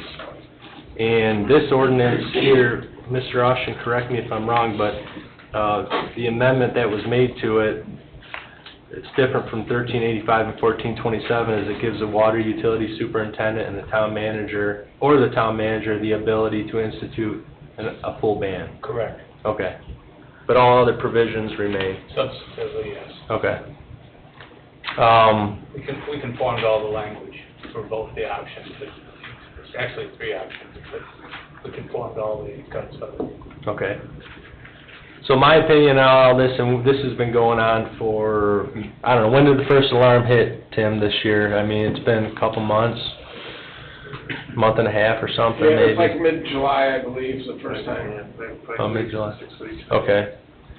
So we had been working, what's that? This year. This year? Yeah. So we're having, it seemed to be that we're having the problem on Monday, the biggest brunt of the problem. As we met, I think we talked about in utility board, Tim, you got in contact with the folks over in Beacon Point to get their, get them in compliance with 1427 and to kind of spread out some of that demand. That isn't going to take effect until Thursday. So that would be our first Monday testing that out. And that's about 94 irrigation systems that were all coming out at the same time, so is it gonna matter? I mean, again, the usage, you know, we have some high demand days, but it's just, I mean, and again, you know, we need storage, we need production, but, I mean, all these running at the same time is creating that issue, so. Yeah. To be able to have the ability, I mean, we're, you know, I mean, it's, again, we're trying to do the best we can with what we have, but everybody using it at the same time is not helping matters. And it seems, and I haven't been in these internal discussions, department head meetings and such, but it seems like the system rebounds rather quickly after an alarm. I mean, it's not like, we're not talking like a 2, 3, 4 hour event of low pressure. We're talking, you know, I don't know, what is it, half hour? Maybe a little longer on some, Yeah. about an hour. I think hour and a half, Tim, what's it? Yeah, this Monday, it went on the alarm, it was back off alarm, it went back on at 7:20, and then back up again before 8 o'clock, so, yeah, again, it's a lot of water quickly. I mean, we have 250,000 gallons on demand, and it doesn't take long for that. When everybody opens at the same time, it doesn't take long to dissipate, so. Yeah, my stance on it all is this whole time, and I've talked with a handful of you about it, I'd really like to see Beacon Point get in compliance, being that they seem to be the biggest, have the biggest impact on this right now. That's just my stance. I'm just not ready to pull the trigger on a full ban. And if people want to not sprinkle because they don't want to, that's fine, but I'm just not ready to tell them they can't right now. I'd like to get through next week. Ryan Kuiper sent us this letter that we had our lowest alarm to date this morning, Monday, August 5th, 2024. Pressure at the plant dropped to 34 PSI. And he also sent us a bunch of pictures and charts on the different readings through June and July. Yeah, and it was, I believe, 38 PSI this morning. And I'm trying to figure out myself, I mean, we had substantial amount of rain this weekend, so I don't know how much of that actually comes into effect, where we had no rain, previously when we seen our lowest. So how much does that take into consideration, are more people are, sprinkling that aren't even on certain systems that made it go lower? And so I'm with Nick on this, that since we were anticipating that Beacon would have been, changed their schedule a couple of weeks ago, it didn't happen, that I'd rather see it be until next, meeting, give it at least 1 or 2 Mondays before we do a complete ban. I'll make a motion to defer this item to the next public meeting. Okay. A motion to defer, do we have a second? I'll second. Motion by Mr. Parker, seconded by Mr. Teal, to defer this item until the next town council meeting. Yes. All right, any discussion? Roll call, please. Robert Carnahan? Yes. Chuck Becker? Yes. Mary Jo Dixon? Yes. Richard Teal? Yes. Greg Parker? Yes. Nick Recupedo? Yes, motion carries 6-0. Number 1, new business, requisition number 16, disbursement of funds from 2022A construction fund in the amount of $142,065.72 to GM Development Companies, LLC. And I believe this is for the new police station. Yes. Series Yes, A sir. is your police station. Okay, any discussion on this item? It's all in the packet, the request, lien, waiver, It's ready to go. ready to rock and roll. Anybody like to make a motion on this item? So moved. Motion to approve from Mr. Carnahan, any second? I'll second. Seconded by Mr. Teal. Any discussion? Roll call, please. Robert Carnahan? Yes. Chuck Becker? Yes. Mary Jo Dixon? Yes. Richard Teal? Yes. Greg Parker? Yes. Nick Recupedo? Yes, motion carries 6-0. Number 2, requisition number 15, disbursement of funds from 2022B construction fund in the amount of $328,103.14 to GM Development Companies, LLC. And this is for the fire department. Yes, sir. Same deal. Everything's in the packet. It's ready to rock and roll. So moved. Motion by Mr. Parker to approve. Do we have a second? I'll second. Seconded by Mr. Teal. Any discussion? Roll call, please. Robert Carnahan? Yes. Chuck Becker? Yes. Mary Jo Dixon? Yes. Richard Teal? Yes. Greg Parker? Yes. Nick Recupedo? Yes, motion carries 6-0. Number 3, appoint Board of Safety Liaison. Are we ready to do this? Julie doesn't want to do it Yeah, I anymore. understand all that. And I would like to have Chuck Becker join me as a liaison. You ready for that, or you need to think about it, Chuck? I'm ready. You ready? Yeah. All right. Okay. I'll make that in the form of a motion. I'll second it. Okay. That's a motion by Mr. Carnahan, seconded by Mr. Parker, to appoint Chuck Becker as our Board of Safety Liaison to join Mr. Carnahan. Roll call, please. Robert Carnahan. Yes. Chuck Becker. Yes. No backing out. Mary Jo Dixon. Yes. Richard Pugh. Yes. Greg Parker. Yes. Nick Recupido. Yeah. Yes. Carries 6-0. Congratulations. 6-0, yeah. Yeah. Number 4, allow for the advertisement and acceptance of applications for the position of police chief. Do we want to set a date on this, or what has been our standard practice, John, for positions? Should be. Yeah, I would give it quite an open window. I would have to look back at the last one and see how exactly it was advertised, how the notices went out. I guess my question to you all would be, you know, what are some of the parameters? There is a Lexipol policy that has, you know, that you may wish to review, but there are other things to consider, like, are we looking for somebody who is already, you know, are you looking for what we would consider lateral, or looking for somebody who can still remain eligible for 77 fund, or are we willing to consider something otherwise? Just a couple of questions. Okay. Can we make a motion to advertise and post advertisement in a week or 5 days to give us time to hash out those details with you? Or do you need to have all those everything answered right now? Dave, I guess he's going towards you. Well, we've done this a lot, unfortunately, and there are very significant details. These are the parameters you're soliciting interest from qualified candidates, applicants. So it's not ready? I don't think so, if nothing's been prepared. I was gonna say, nobody has reached out to me. We haven't even begun the discussions of what you're looking for. Okay. So we'll get together and get those details, I guess, defer this item? That's what you're I'll make a looking for? motion to defer. Okay, we have a motion by Mr. Parker to defer this item to the next meeting. Yep. Do we have a second? I'll second. Seconded by Mr. Teal. Any discussion? Mr. President, Yes, sir. there is no real statutory process for this, so this is classic home rule. So the questions being asked hit the bullet points in the statute about qualifications or eligibility or compensation. So I want you to know there's no boilerplate to stick this in, it's all custom. Okay. But you'll have a series of questions for us to answer before we advertise? Yeah, I will start by shooting that out to you in an email, and then we can come back together and we can discuss those. Okay. Just for clarity, does this have any Board of Safety input on this as well, or no? Yeah.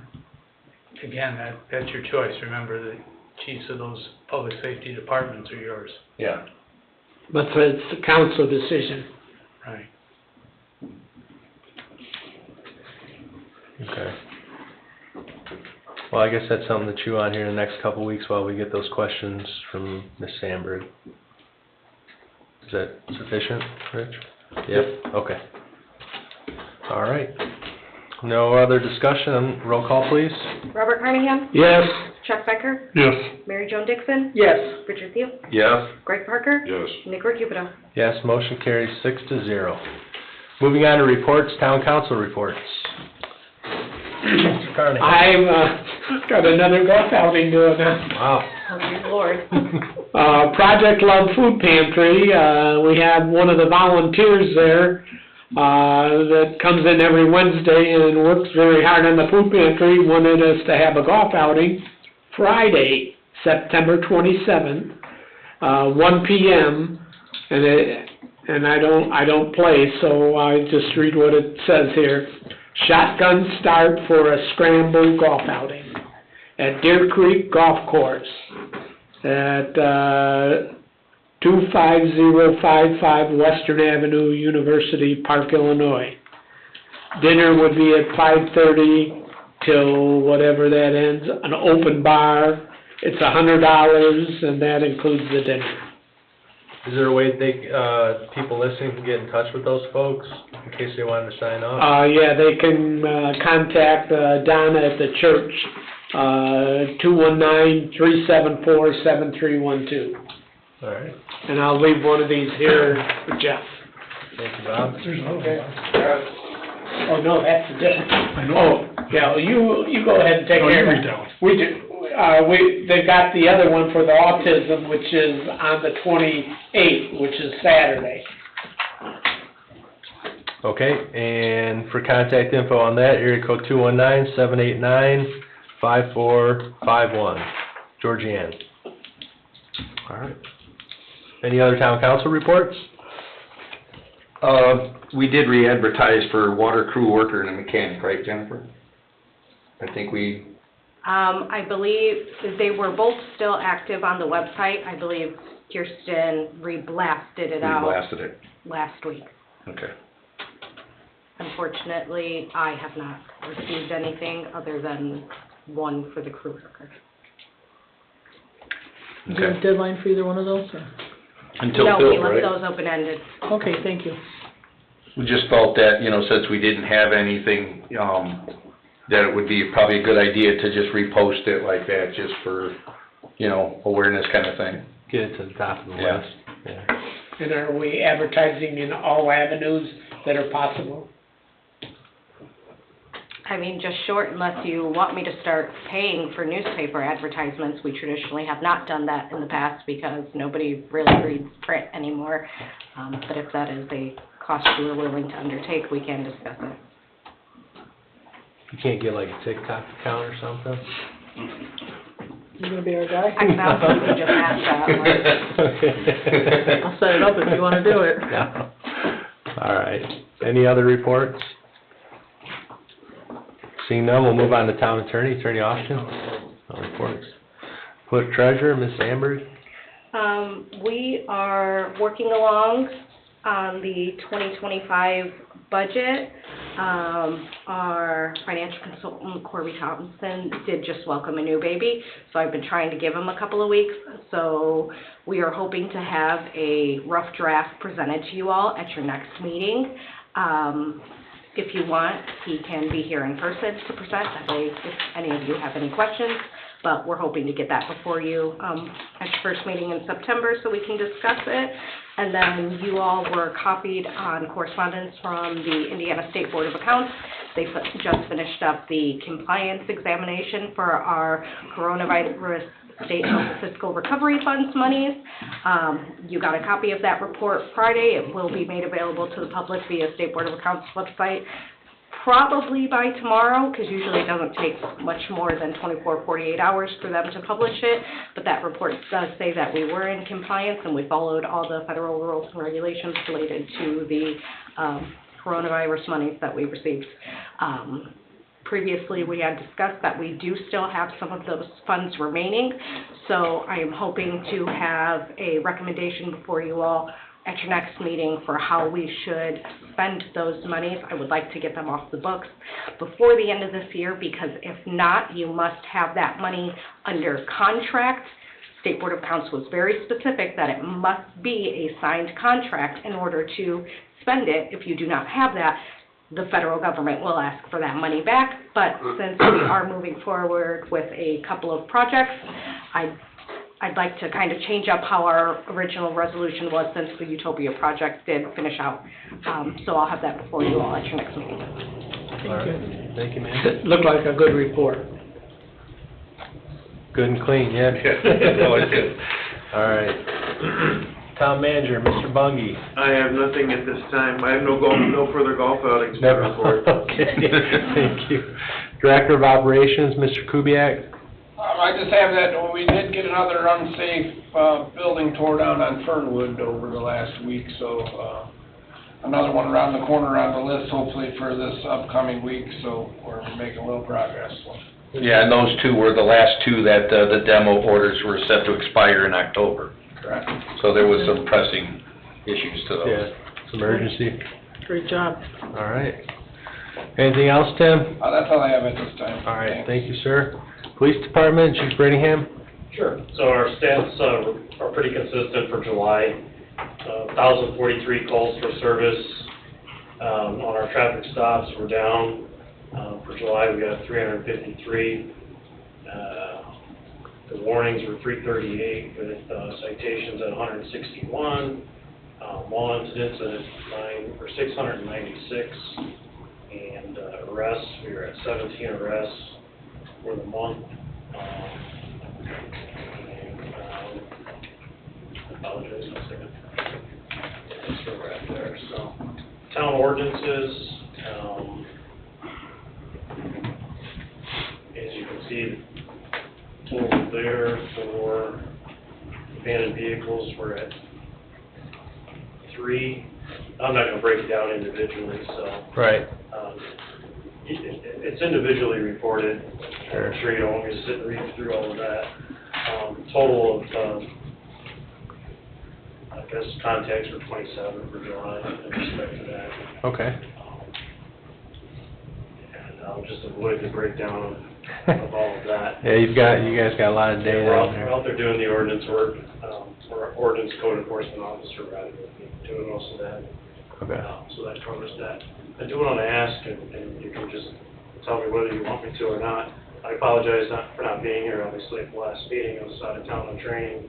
But I did hear that there was some questions concerning police vehicles again. If there's questions, do you want me to address any of that, or were your questions answered, do you feel?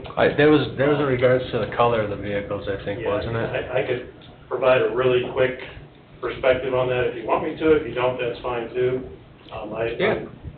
Would be very happy to provide any clarity or additional comment regarding what we've done in the past and where we're at now, if you want. Sure, I would say go ahead. You clear the air. So if I can go back to the 4 black Dodge Chargers that are on the road and be purchased in 2022. Some people, especially in the public, may not even know the story behind that. We were due to buy vehicles from Thomas Dodge. We've consistently bought from Thomas Dodge because they're basically the QPA and consistently always had the lowest price, and really the only dealer around that, sold government police vehicles for Dodge. They came to us actually during the process and said, we have 4 black Dodge Chargers in our lot that another agency backed out of. And we know you don't, use black cars, but we can give you a considerable discount on these vehicles if you want them. The chief at that time did approach the Board of Safety with approval on the town council, and the discussion was simply that, look, we were going to save $8,000. I think it was 30,000 total. It was something pretty significant. So we were going to save a considerable amount of money, regardless of the actual amount. But the agreement was that we would still mark them, but the only way to mark them was with what's called the ghost graphics, if you will. And we have pictures of that, and of course you can see them, they're on the road. During the day, they're reflective in light, so, that sort of thing. But by no means were we ever going to repeat this. This was not a direction we were headed. We were not changing the color of the cars. This was a one-time deal. The graphics are the same, and even from the same company and the same cost, with the exception of, obviously, really the only thing you could put on a black car, quite frankly. So that's that in a nutshell with those 4 cars. 3 of them, they're all on the road with the exception of one who is a SRO officer at my school now, so that car sits there most of the time during school hours of business. They're most of, at the time, I will say that the people that have them are pretty high activity patrol officers in uniform.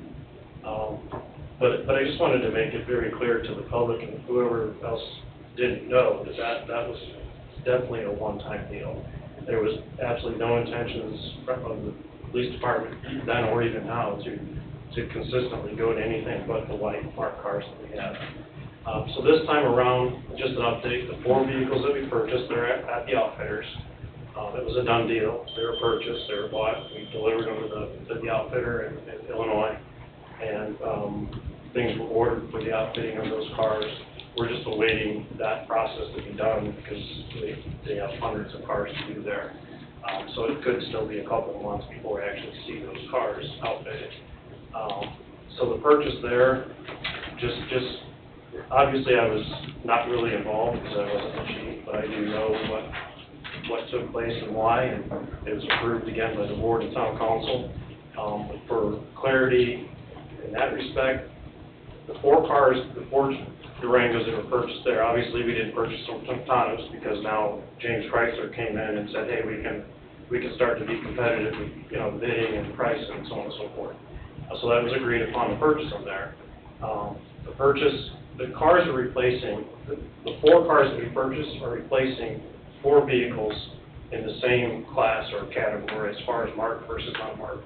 So in other words, the white marked Durango is going to replace a patrol marked vehicle currently that's, you know, due for replacement.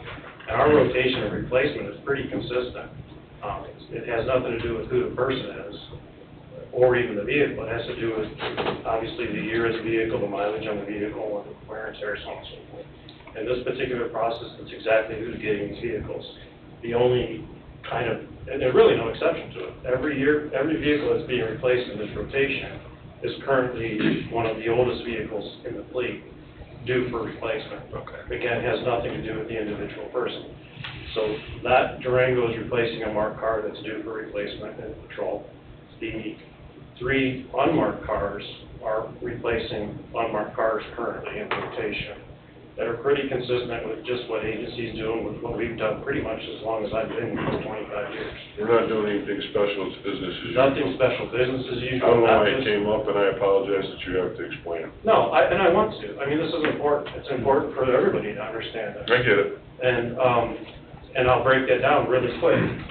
One car is the patrol commander. He's currently driving a unmarked car because he's the patrol commander. It doesn't have to be that way, but that's just the way it's always been and the way it is fairly consistently in law enforcement. The other car is a sergeant who is currently driving an unmarked car. He's got a black car, he'll get a black car. The patrol commander of the car is black, and they all look black. But the two of them, one's black and maroon and the other's black and blue. I had nothing to do with that color choosing, because obviously I'm getting one of the cars. But when I was asked what I want, I said, I really don't care. And you know what I drive now? I drive a Ford Explorer that's gun metal or something like that, and you know, it doesn't matter to me what color the car is. Yeah, and so I started getting that car. That's two. The third car is mine, of course, is an investigation. I'm driving a 2017. Now, my current car is in immaculate condition with average miles on it, and we're going to use that car for investigations. So it's just basically getting rotated down, and I will get that new vehicle as of right now as a replacement because we need another vehicle for investigations. That's unmarked. So I hope that explains it. Yeah. I think the takeaway from it is just as simply that it's business as usual. We didn't change anything. The vehicles that are due up next for replacement are consistent with the year, the mileage, just as every vehicle in the past.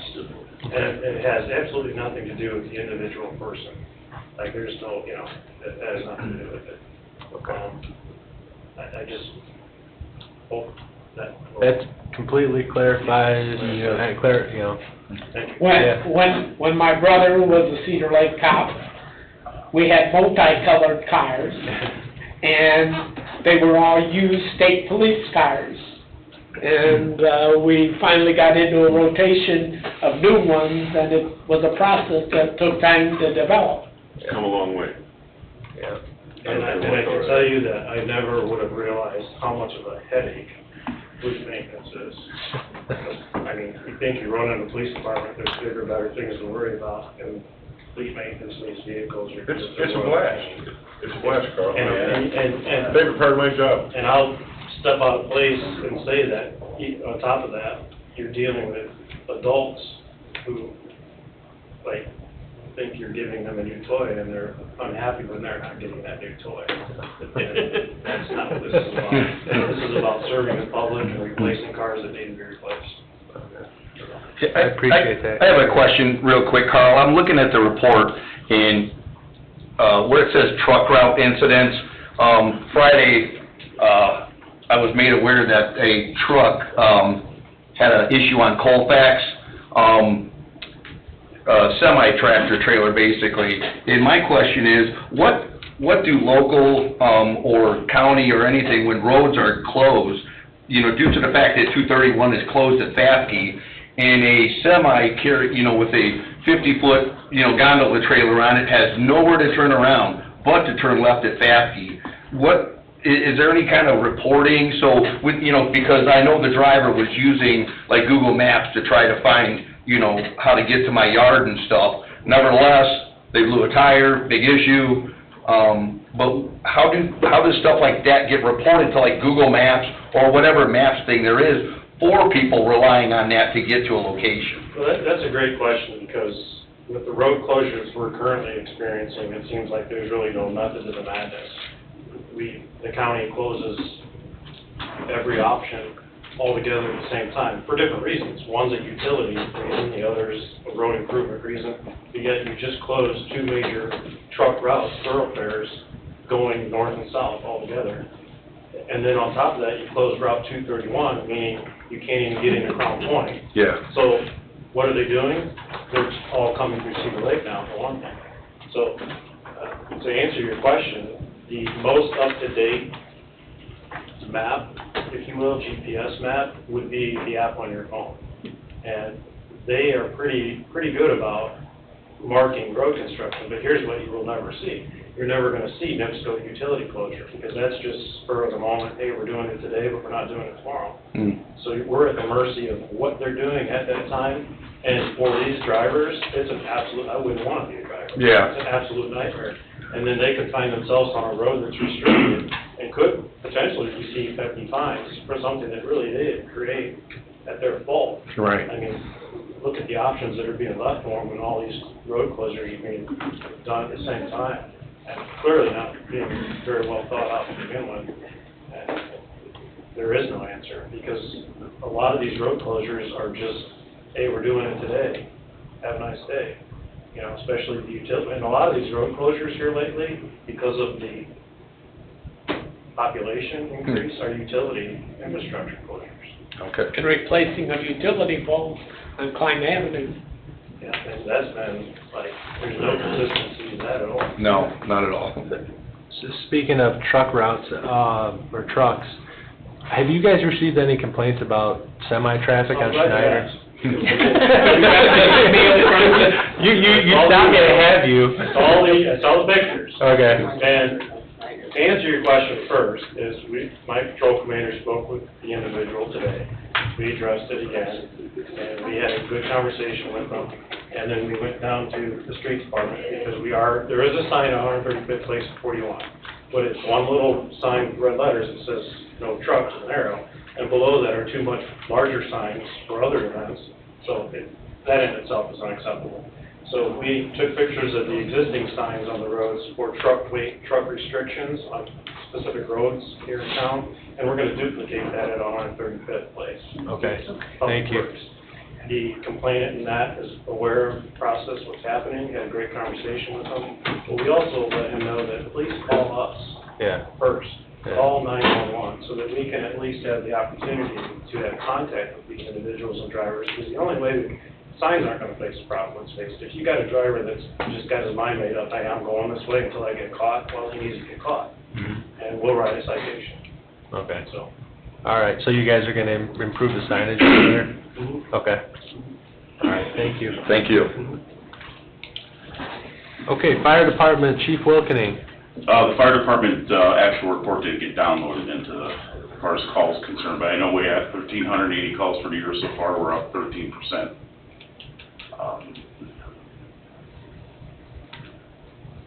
And I would like to say one more thing. I'd like to say thank you to the council, clerk treasurer's office, the attorney's office, the police department, the VIPs, everybody that participated in my father's funeral and attended or said well wishes.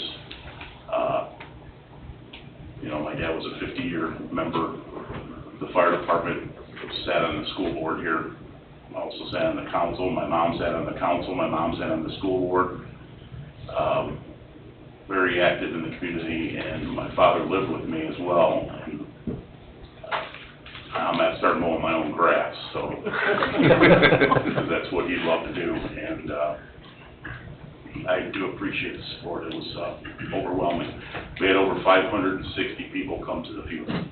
The school corporation helped with the buses just because we couldn't handle traffic, so. Appreciate everybody coming, and thank you for the prayer and recognizing him at the last meeting. That was a tough loss for all of us, the community, but he left his mark here, and He did. he was top shelf, my buddy. Yeah. We love you guys. All right, thank you, Chief. Parks Department, Ms. Ray? I think I would like to comment on the opportunity that we have for the community. I hear about a lot of golf outings happening.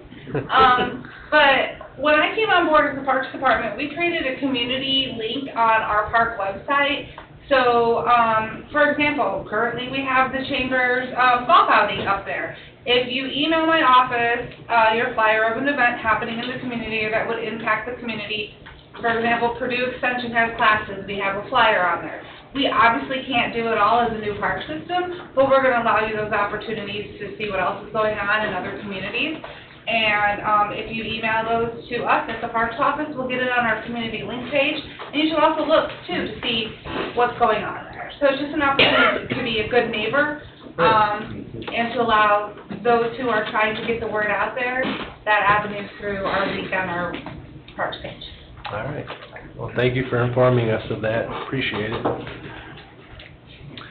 Written communication, building department report. We've got the, in the packet, we've got the building department report. Jeff, if you want, I can go through that. Just breeze over it real quick. I know we had, for July, we had 20 new construction permits.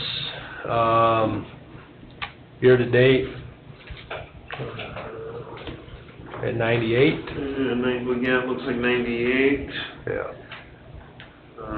Let's see, the other one that's is, these are total, grand total of other building permits for July was, other than 78 that you just mentioned, that were just, new construction is 98, and then, I guess these were others, total of 91 in July for a grand total of other permits. Year to date is 460. Okay. All right, thank you, Jeff. Christopher Burke report, we also have that in the packet. I know a lot of this stuff is nothing new to report, but any highlights real quick? Well, The dredging is a little new. The dredging is off the lake. All of the lines carrying the material to the SDF funds are in the process of being pulled out of the lowlands and collected, coming all the way back from the SDS facility. Once activities are completed, a final pay application will be provided. There was some talk this afternoon with a couple of us that, boy, up to the last day when they were getting ready to leave back in, what was it, June? They were pumping and going as pretty much up to the final hour. I know they had some technical issues with the main dredge first part of June for a few days, and I think that delayed them a bit. So there's going to be some calculations run, and there's going to be some figuring done as far as what's still outstanding as a final pay application. Okay. Okay. Very good. One thing that we did have, NERC have a group meeting on July 11th to discuss ramifications of some changing in some 24 through 28 tip allocations. Since the tip was approved after the NDOT fiscal year, $12 to $14 million had to be transferred to a mass transit funding line item, I guess, column in lieu of losing the money. So that's going to impact how some of the structured tips, how that'll affect projects that have already been programmed. Don did make a comment that was also brought up at that funding meeting, is that the under paragraph or column subsection 5, Town Streets Committee and roadway items, that the 133rd Avenue roadways has been changed a little. There were some, I wouldn't call them really spectacular changes from what they expected to find, but along the 133rd Avenue there at the very base or of the dip there by Lemon Lake, they found some pretty mucky roadbed that's going to need a little bit of re-engineering. So they're looking to try to figure out if they can make a lighter structure, but would have more capacity for flow of stormwater to run from Lemon Lake down Founders Creek. So that may push us back in 6 months or so as far as the funding cycle for that particular project. So it's projected in here, the project will cost $454,504, and our share is going to be $113,626. Well, that's as of... without the upgrade? Well, correct. They're hoping that they can try to keep it at a similar budget, but until they figure out which course of action they're going to take, they're kind of leaving that open for now. And I have some concerns about this Founders Creek. Once we get down to 2028, the cost of $1,422,430, which $355,608 would be our match. It's a lot of money we got to worry about. Mm-hmm. So that's really all the only other thing I have. I've got a couple other items in there if I could. Our crack ceiling, we ended up having to pay $1,570.92 over the awarded bid. And then we've applied for community crossing grant, and the final construction estimate is $1,583,579.38, which community crossing only allows you to receive $1.5 million. And then there's another possibility of applying in October, and if we get the $1.5 million, we won't be able to apply for more in October, I believe. Correct. That's for Phase 2 of Yeah. Shades? Okay.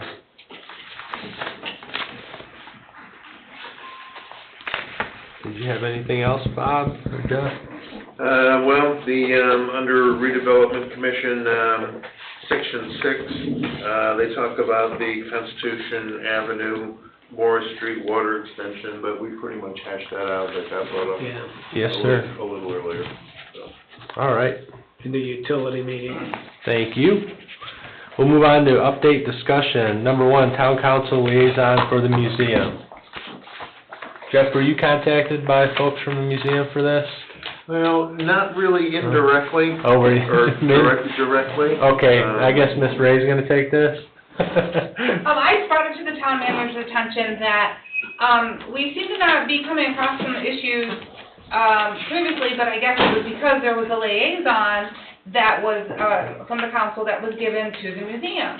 But there seems to be, since there isn't a liaison, some confusion of who to contact, when you need to get things done. There's just not that flow of communication. I kind of redirected the museum when it came to a few things, but also someone who can come to us and say, they're doing this on town grounds on these days, and there could be a conflict of interest. Like, we have no, they're getting active and busy, which is great for them, but we also need to find a way to coordinate those schedules. For example, our last movies in the park, we had a horrible outlook for rain, and we were thinking about what Plan B was going to be.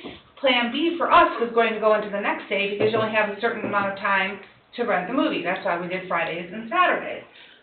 Well, lo and behold, we had great weather, but that rain date was actually something large that was happening at the museum. If somebody in our group who we were not chatting with, we had no idea. Those things weren't showing up on the town calendar. So, as we're all kind of trying to use the space, someone to make sure that that's going well, and then also for them to come to the town and ask the questions of, you know, those who they're in contract with. Okay. Ralph Miller used to be the liaison. Okay. All right, that's something we will discuss a little bit more internally, maybe to try to come up with some kind of solution for that. I appreciate it. I feel like I'm kind of leaving them hanging because I'm not their person, so I can't give them the answer. I got you. All right. How recent did we have a liaison for the museum? Did we have one last year? Ralph just. Was it So last at the year? beginning of the year, we didn't appoint someone. Okay, I don't even remember seeing it on the list, but I don't think it was ever actually like Formally done. formally done out because. But there was always somebody. He was at one time elected. Yeah. all right, well, we'll just... We'll fix it. Yeah, we'll fix it. All right, thank you. Number 2, update and discussion, bond, fire truck, ambulance, street sweeper, and payloader. This is something we've been discussing for a while. It's been an item on the agenda for a while. What do we need to move forward on these? What do you guys want to do? What do we need? Are you going to, are we going to purchase the, now, fire truck, are we talking the one that's already ordered? That's 1.2 million. Ambulance, are we talking a new one? Street sweeper and payloader? Are we talking all of those? Because I'm going to need updated quotes. That's what I'm asking. So we can look at that in relation to the preliminary analysis we gave you guys a few months back regarding a general obligation bond. Now, on the fire truck, I know we have that meeting scheduled for Thursday at 2 o'clock. And the price has not changed on the fire truck, we know that. Right. The ambulance, we just had a meeting with a couple, vendors that's getting us updated quotes, if we're gonna do a source well.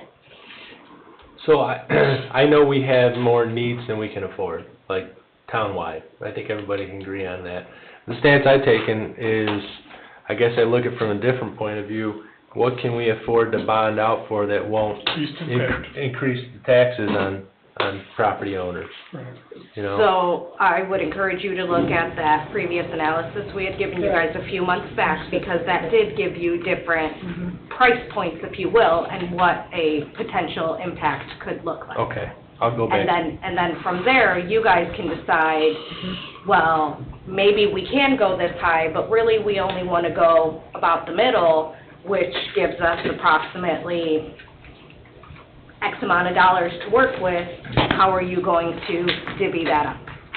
Okay. I'm gonna dig back through this, John, and if I can't find it, I'm gonna be contacting you, okay? Thank you. Thank you. Did you have something, Mr. Austin? I just heard a word that I wanted clarified if it's possible. Todd just mentioned Sourcewell. Is that who we're using again? Some public purchase? I haven't had any discussions about that, I'm not sure.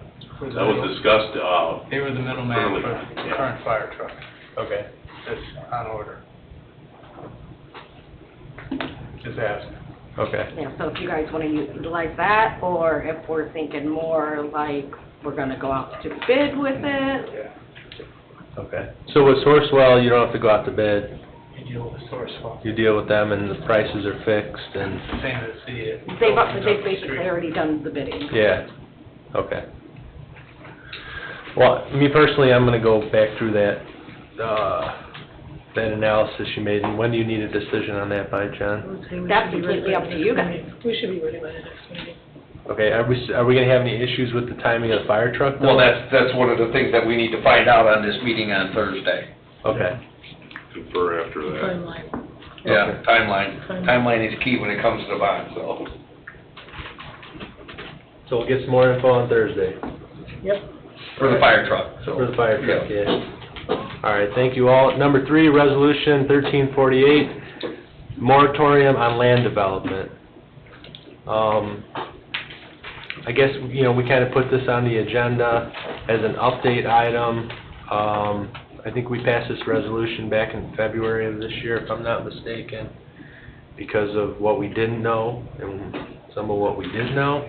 And as a remonstrator, public commenter had mentioned, that we had received a letter from IDEM stating that we're basically, I mean, I have the letter here, it's a couple pages, and I guess the biggest takeaway from all this was, without additional capacity for waterworks, there is insufficient capacity to serve the additional units Cedar Lake has already agreed to serve. And they had mentioned in this letter, since 2020, there have been 12 notices of intent, NOIs submitted to construct water main extensions. So I mean, in my opinion, we're over leveraged, and I think this just kind of validates the reason for the moratorium. And we've taken a lot of heat for the moratorium too from certain people. Yes. And it's no secret, I talked to an excavator today and said things are slowing down. He digs holes for homes, and things are slowing down. So it's just what happens in election years, it happens in economies like this. But I guess that we just wanted to kind of have an update on that moratorium and where we were at on that, and I think it still stands. I think it stands right now even harder than it did in February based off of some of the information we found. And do you have anything to add on the moratorium, Dave? You have no information from Lowell about the sewer side, none, other than what happened in the GMOB meeting in February. No updates. SRF, you're not on the inside of those discussions, nor included in the information curve. The water side of it is even worse, based upon the number of NOI permits. Yeah, I guess it really. The heat from IDEM's gonna get worse before it gets better too. It appears that way, Greg, in the sense of finding an information curve so that planning can begin and restoration can be regained. Well, these things, adding capacity and storage, these things take a significant amount of time to plan. It's not gonna happen overnight. It should have started a long time ago. It is what it is. Crystal Oaks took us 3 years. And move forward from that point. So, it is what it is. All right, any other discussion on this item? If not, we'll move on to number 4, master plan update. I think we brought this up at the last meeting. I talked with Attorney Austin on this recently, and he made some comments at the last meeting as far as what the plan would be moving forward. I think if the council wanted to proceed with a master plan update, which I think ultimately the community wants to proceed with a master plan update. Absolutely. You know, we're supposed to be the voice of them, right? So, Jen, is this something that we could budget in our 2025 budget, or is this something we need to explore other places to cover the cost?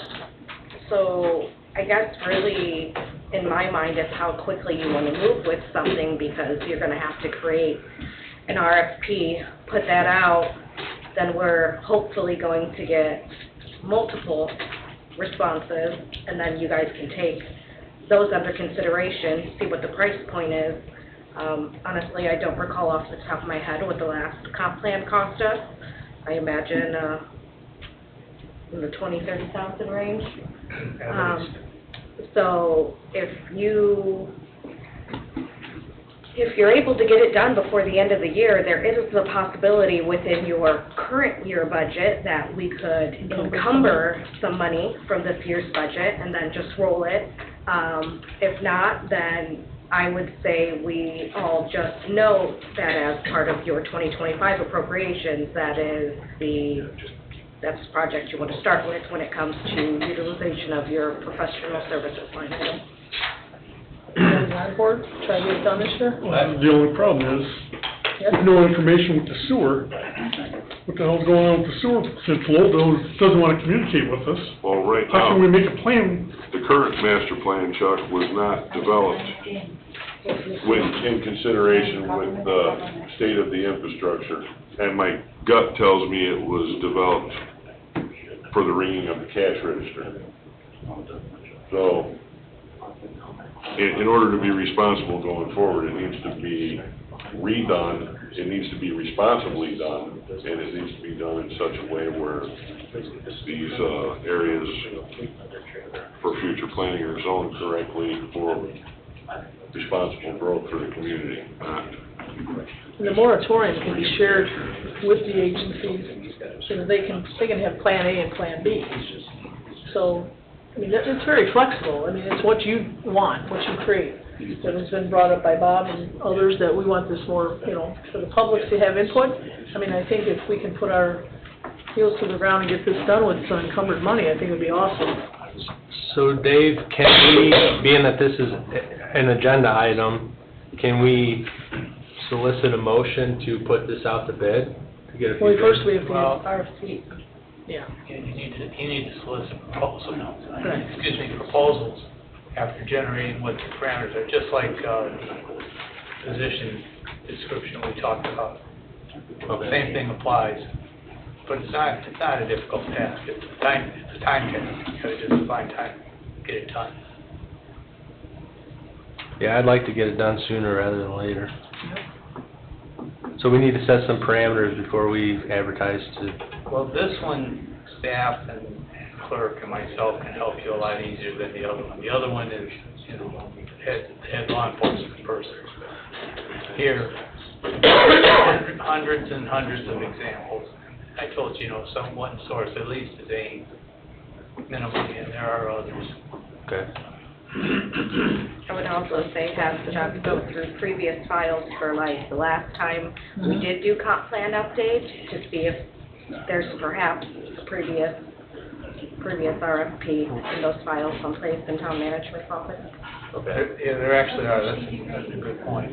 Those exist. We've done probably 3 of them since 2013.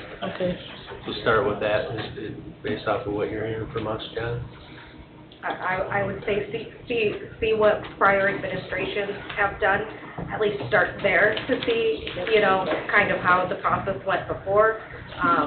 But that's gonna be some files that man's gonna have to get through. So Jeff, you'll have to look for those files, Okay. those past Okay. master plans, town master Fine. plans. I know there's a binder that's got, when's the last true major master plan was done in? 2018? 17, 18. Okay. There's one in there that states, I thought it was 2012. There should be one 2018. There's one more And then I recent think than there that. was a revision in 18.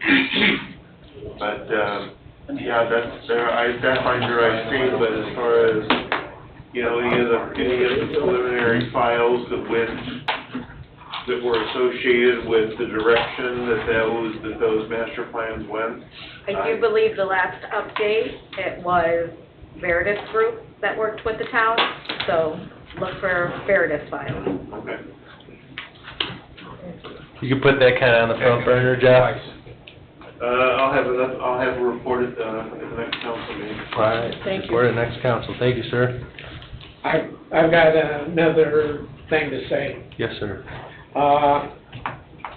Chuck Beckert and I, we all got invited to the 90th anniversary of the Cedar Lake Yacht Club, and Chuck and I did go, and it was a very good, planned and very nice activity, and just a little bit of history.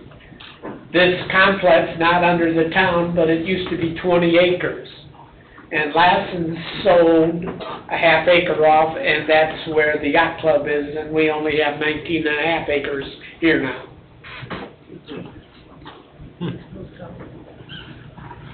But it was very good, wasn't it, Chuck? Yes, it was. I'd like to thank him for inviting us. Thank you, Bob. Time teacher will provide what's raised. All right, we're done with update and discussion items. We'll move on to public comment for the town council. Anyone here for public comment? Here comes one. Yes, sir. Jerry Wilkening, 10826 West 131st Avenue. Mr. President, could you run those numbers again? Which numbers for The that? IDM numbers. The letter says that we do not have the capacity for things that were already Yes, sir. So, yeah, they stated without additional capacity, there is insufficient capacity to serve the additional units Cedar Lake has already agreed to serve. And I think what they're referencing is since 2020, there have been 12 notices of intent submitted to construct water main extensions for PWSID IN 524-5047, which is the west side. So there's been 12 NOIs submitted, and based off of what they found, there's insufficient capacity to serve those. Would you like a copy of your letter? No. Sure would. Thank you, Bob. I can print another one. That's all I had. Thank you. Thank you, Mr. Wilkening. Last call for public comment. You do have one online. Oh, we have one online, okay. You will? Okay. Good evening. Good evening. 2513 Morris, Terry Brothers.